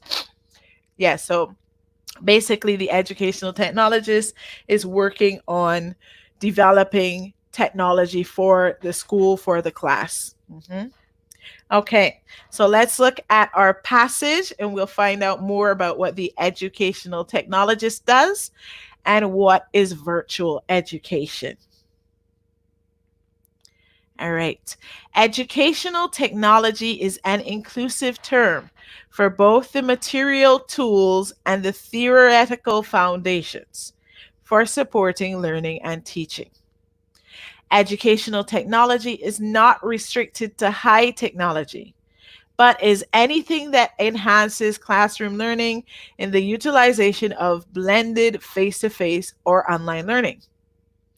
An educational technologist is someone who is trained in the field of educational technology. Educational technologists try to analyze, design, develop, implement, and evaluate process and tools to enhance learning. While the term educational technologist is used primarily in the United States, learning technologist is synonymous and used in the UK as well as Canada. One part of educational technology is virtual learning. In practice, a virtual education course refers to any instructional course in which all or at least a significant portion is delivered by the internet. It is a form of distance learning in which course content is delivered by various methods such as course management applications, multimedia resources, and video conferencing. Virtual education and simulated learning opportunities such as games or dissections offer opportunities for students to connect classroom content to authentic situations. Okay, so that was about educational technology, educational technologists, and virtual learning. Okay, so let's look at our vocabulary. Please feel free, again, if you have any questions, any words you didn't understand, and they're not here, feel free to write them down and I will check them for you. So inclusive, okay, inclusive means it just includes all the things, okay? So includes, in this case, it's an inclusive term for both the material tools and the theoretical foundation, okay? Which means it is both the tools. It is an iPad, it is a radio, it is a CD player, okay? And it's also the theoretical foundation. So the ideas, all of this, so the ideas and the tools are both included. It's inclusive of both the ideas and the tools. High technology, which is also called high tech, okay, high tech, or sometimes spelt high tech,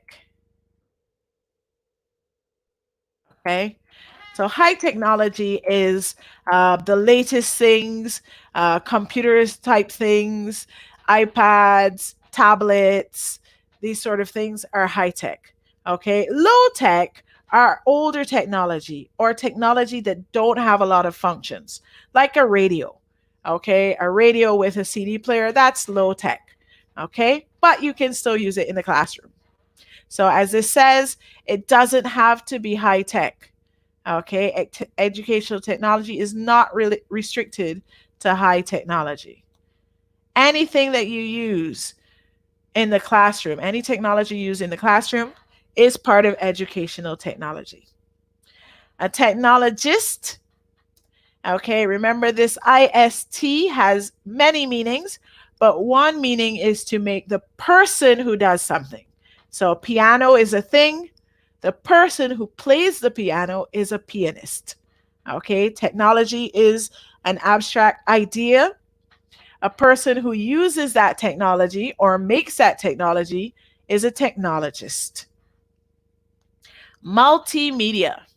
Multimedia. So multi means more than one, right?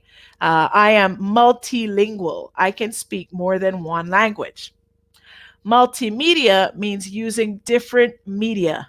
So you might use television, you might use music, you might use classroom applications, okay? Multimedia.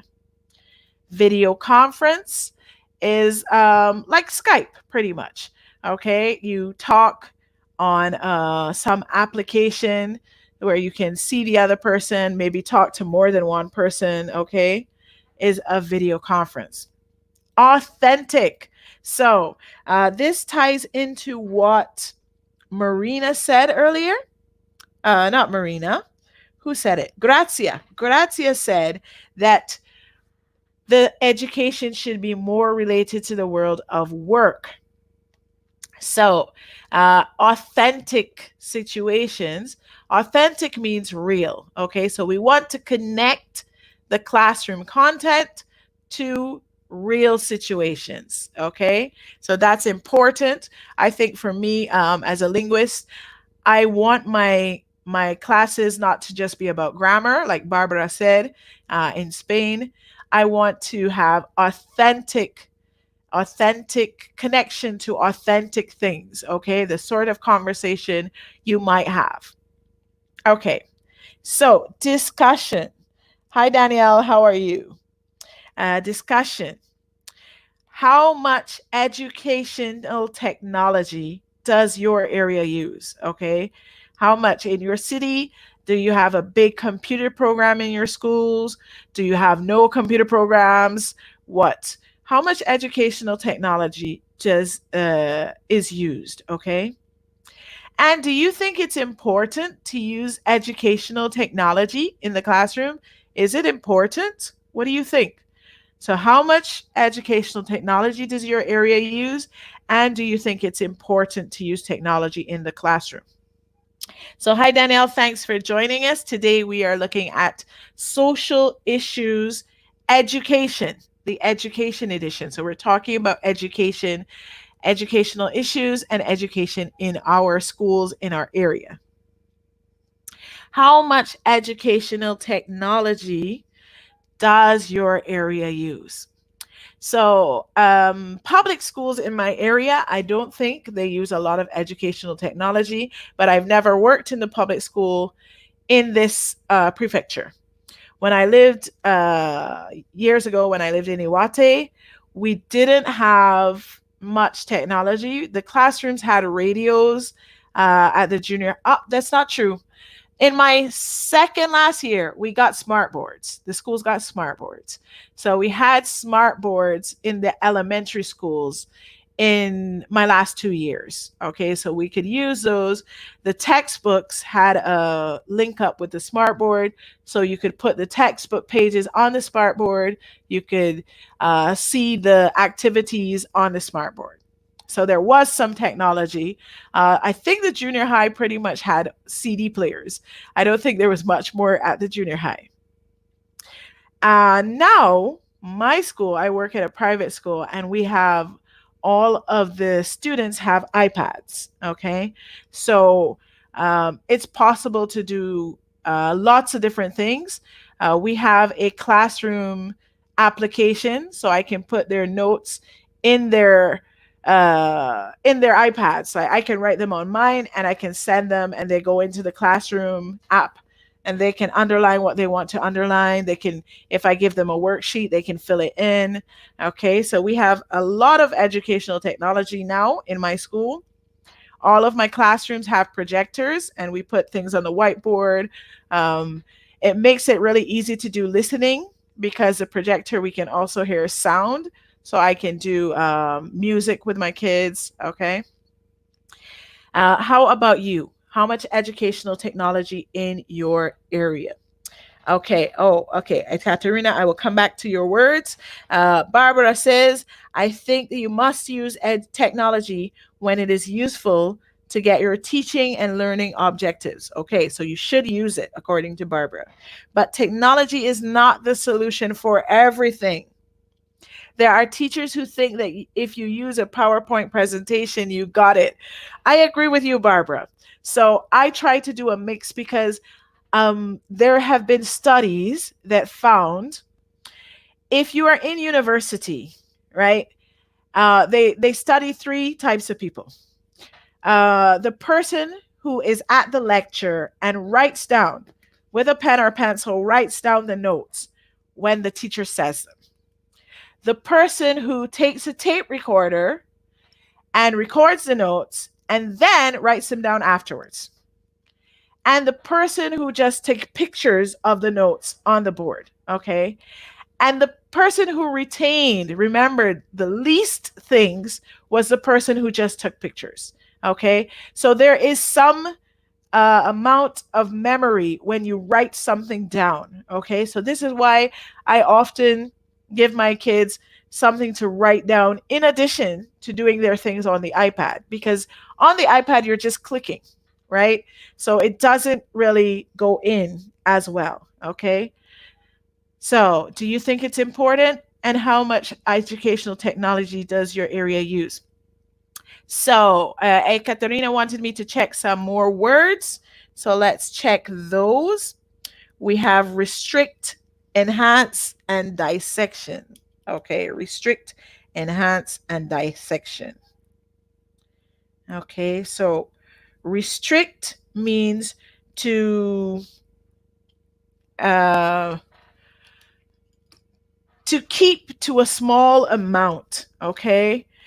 For example, it's not restricted to high school in this case, to high technology in this case.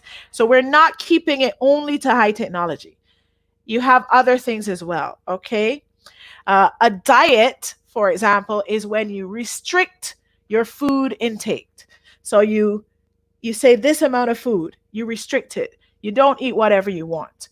You restrict your food intake. So restrict means to keep something to a small or decided amount, or small or decided things, only these things. That is restricted. Restrict. And enhance. Enhance. Where is enhance? Enhance. So enhance means to make something better, to make something more valuable. Okay. Enhance. So enhance learning means that the learning has now become better. It's now more effective. Okay. Enhance. And dissection. So I did not know this. I had to look this up, so do not worry. So the dissection, like the meaning of dissection that I know is if you cut something up. Okay.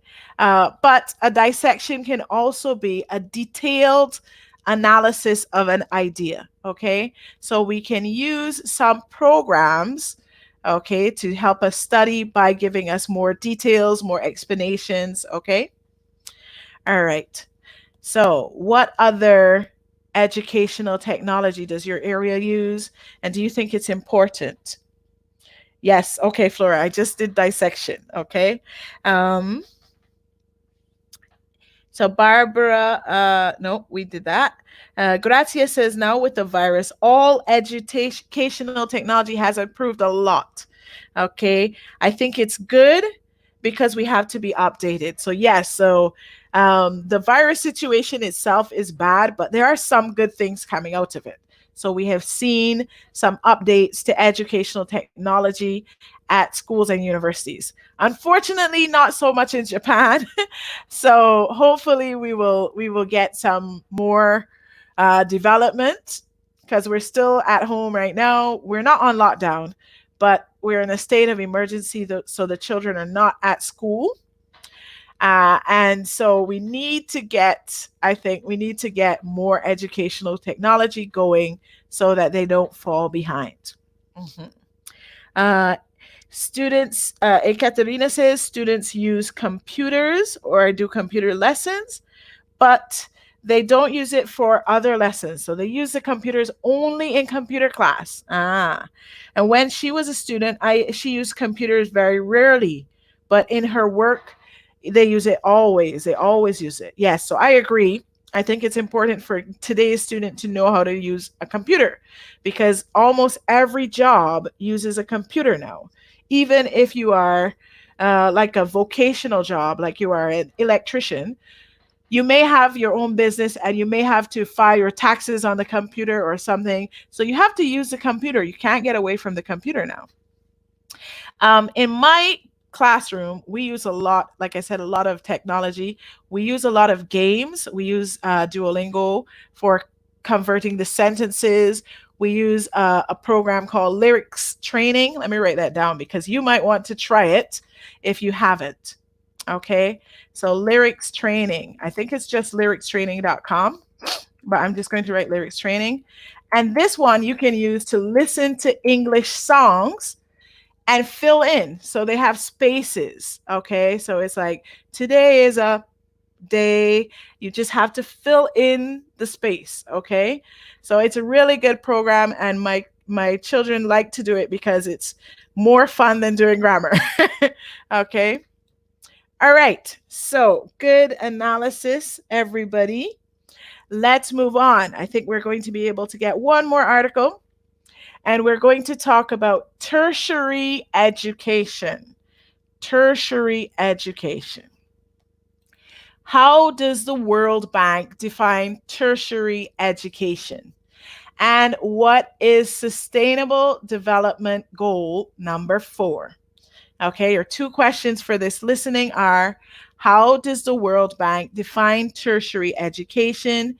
And what is Sustainable Development Goal number 4? Okay, all right, so let's listen to this passage and see if you can catch those 2 things. Tertiary education is the educational level following the completion of a school providing a secondary education. The World Bank defines tertiary education as including universities as well as trade schools and colleges. Higher education is taken to include undergraduate and postgraduate education, while vocational education beyond secondary education is known as further education in the United Kingdom or continuing education in the United States. Tertiary education generally culminates in the receipt of certificates, diplomas, or academic degrees. The World Bank's 2019 World Development Report on the Future of Work argues that given the future of work and the increasing role of technology in value chains, tertiary education becomes even more relevant for workers to compete in the labor market. Between now and 2030, the biggest increase in tertiary enrollment ratios is expected in middle-income countries, where it will reach 52%. Sustainable Development Goal number 4 commits countries to providing lifelong learning opportunities for all, including tertiary education. Okay, so that was all about tertiary education. What were you able to catch? Okay, were you able to catch what were you able to catch? Were you able to catch how the World Bank defines tertiary education? And also, were you able to catch what is Sustainable Development Goal number 4? Okay, were you able to catch these 2 things? Okay, so let's see. Anyone? Hi, Shun, how are you? Shun, you are in Japan, right? I think you're in Japan. I don't remember. Hi, Eduardo. How are you doing? Eduardo says technology is very important these days, and it will be more important in the future. Google Classroom, for example, is a great tool for teachers and students. Yes. Okay, so tertiary. Yes, tertiary is like university, Marina, but more than university. So there are quite a bit. Tertiary education includes universities and colleges, says Barbara. Yes. Okay, tertiary education includes universities and colleges. Any more ideas about tertiary education and Sustainable Development Goal number 4? Do you have any more ideas about these? Okay, sustainable. Do you know the Sustainable Development Goals? Okay. For some reason, they're everywhere in my school. So I know them because they're just stuck all over the school. Okay.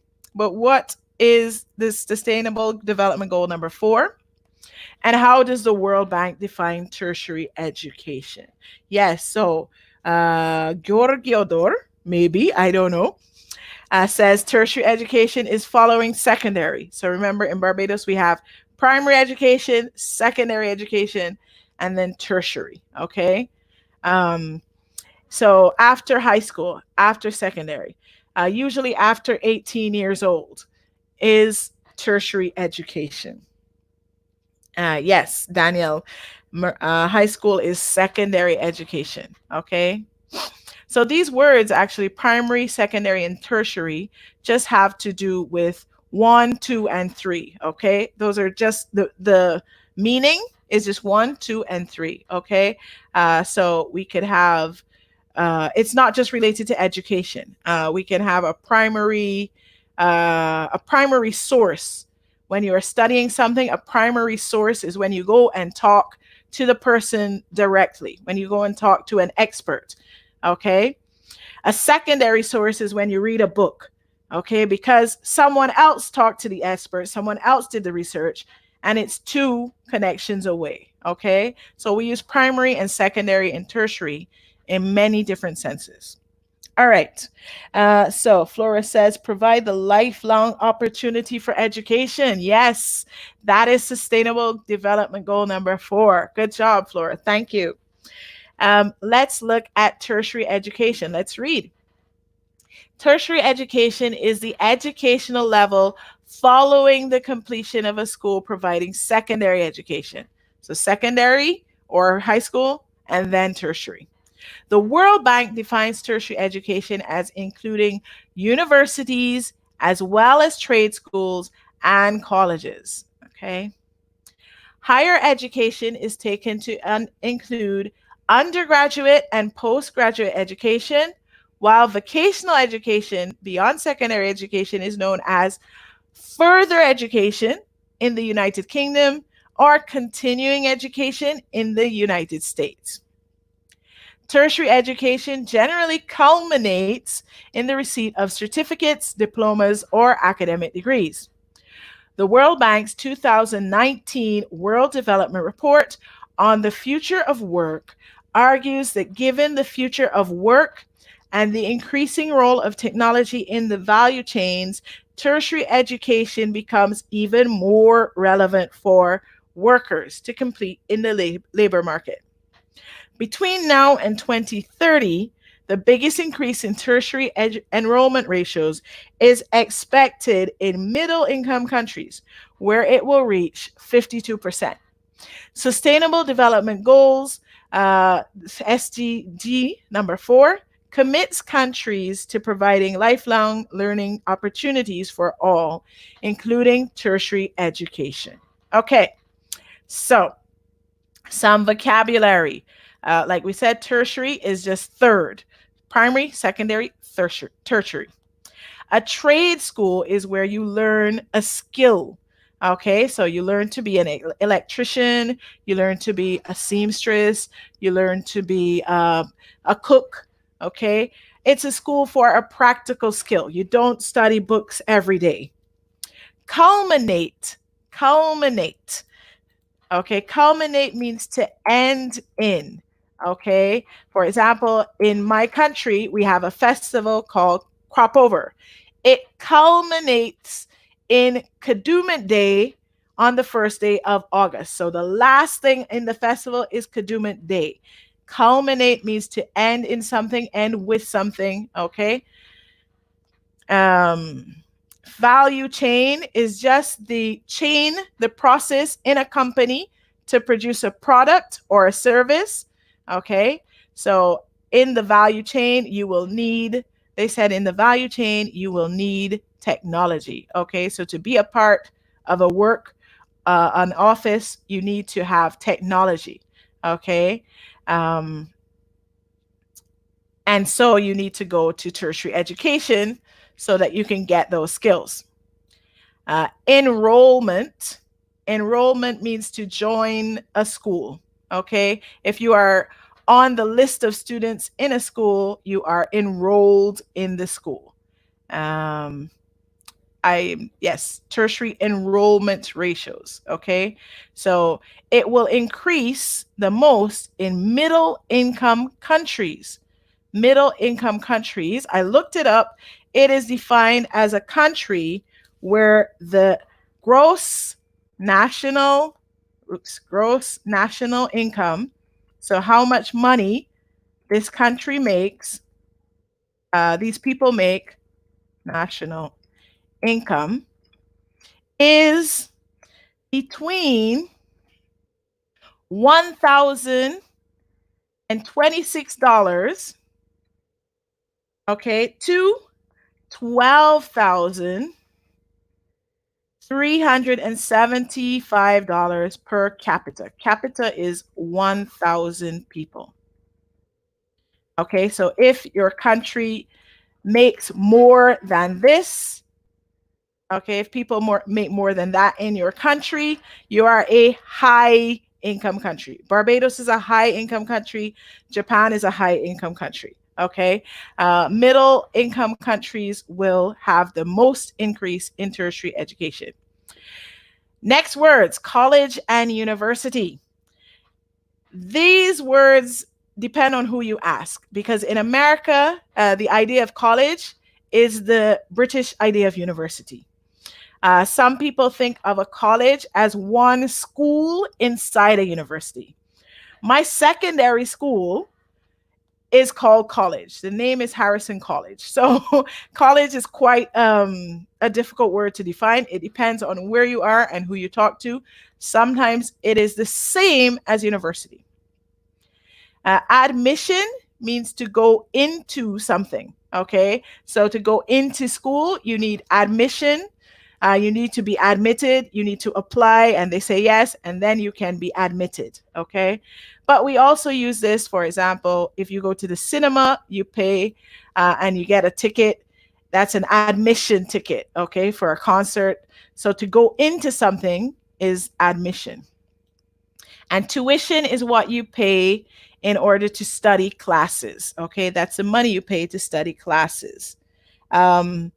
Oh, it's per capita per person? I thought per capita was per 1,000 people, but let me check, Eduardo. Thank you for that. I will check what per capita means. Per person. Wow. Yes, Eduardo. Thank you for that correction.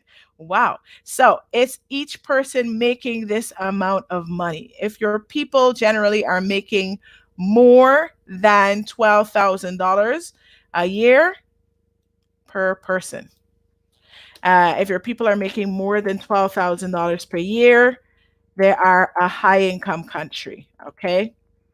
So Japan and Barbados are both high income countries. Okay, so let's look at our discussion questions. 4 minutes, discussion questions. How popular or necessary is tertiary education in your area? And what is your opinion of vocational education? So education for a skill, okay, to become a technician, to become, to make things like a seamstress or a cook, okay, versus academic education, university, study books, okay. What is your opinion of these two versus each other, okay? How popular and necessary is tertiary education in your area? And how about in your field? Okay, does your field, I am a teacher, okay, does your field require tertiary education? I'm a teacher and I'm in Japan, okay? So both of those things require tertiary education. In order to be a teacher, you need a degree, okay? Most countries no longer allow you to be a teacher just with your high school education. You need to have tertiary education. Also, in order to get a visa to live in Japan, I need a degree. That's a basic requirement. So I need tertiary education for 2 reasons: because I work in Japan and because I work in education, I need tertiary education. How about you? Does your field, if you're an accountant, if you're a plumber, does your field require tertiary education? What is your opinion of vocational education versus academic education? And how popular or necessary is tertiary education in your area? So please let me know the answers to these questions. Yes, Barbara, per capita means 4 each head. You guys are good. You guys are so good. Yes. Ekaterina says, if you want to have a good job, you need to have tertiary education, okay? And you need an additional education to improve your skills. Yes, so I think a lot of countries, you can't just get your education and go to job and be done. You have to keep getting education, right? Keep getting education. Any more ideas? How popular and how necessary is tertiary education in your area? I think in Japan, like people, if you want to get a good job in a big company, okay, if you want to work in a small company, anything is okay. It depends on the company. But if you want to work in one of those massive Japanese names that everyone knows, if you want to work at Toyota or Mitsubishi or Sony, those huge Japanese companies, you have to have a degree to even get an interview, okay? They actually, most of those recruit at the university. So you have to go to the specific university even in order to get an interview. 2 more minutes, guys. What do you think? Is it necessary or popular in your area to have tertiary education, get a degree, go to vocational school? And what do you think of vocational education versus academic education? And does your particular field, your job, require tertiary education or no? Eduardo says, many people go to university in Spain, but it's difficult for them to find a job in their field. Yes, so I think we need to look at trying to get more balance. You know, a lot of people just go into what is popular or maybe even what they like. And then we have 40 million people with a degree in management and no one who is trained to be an electrician or no one who has a degree in accounting, you know, something like that. So we need to be able to balance the tertiary education system a little bit more. Eduardo also says vocational education is getting more popular because the quality of the schools have improved a lot recently. Okay, so yes, I think vocational education, people look down on it. But I think, for example, when I lived in Barbados, I had a friend who was a tiler. He put tiles on houses and he made more money than me. So people look at it and they think something strange, but vocational jobs often make a lot of money, Okay, so we are going to be wrapping up in a few. Let me just do some more comments. Let me look at some more comments. We have Barbara says,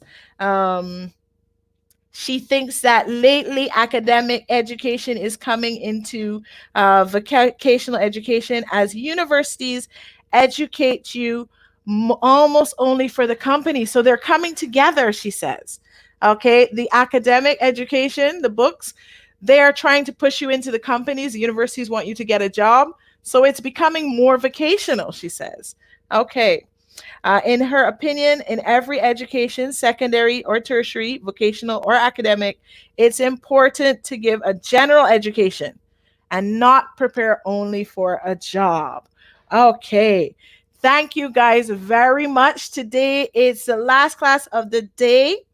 Okay, last class of the day. Tomorrow, Karen will be with you at 4 Japanese time, at 9 a.m. Spanish time. Okay, and I will be back here tomorrow at 11:30 Spanish time, at 6:30. Yes, I can't even remember. 11:30. Yes.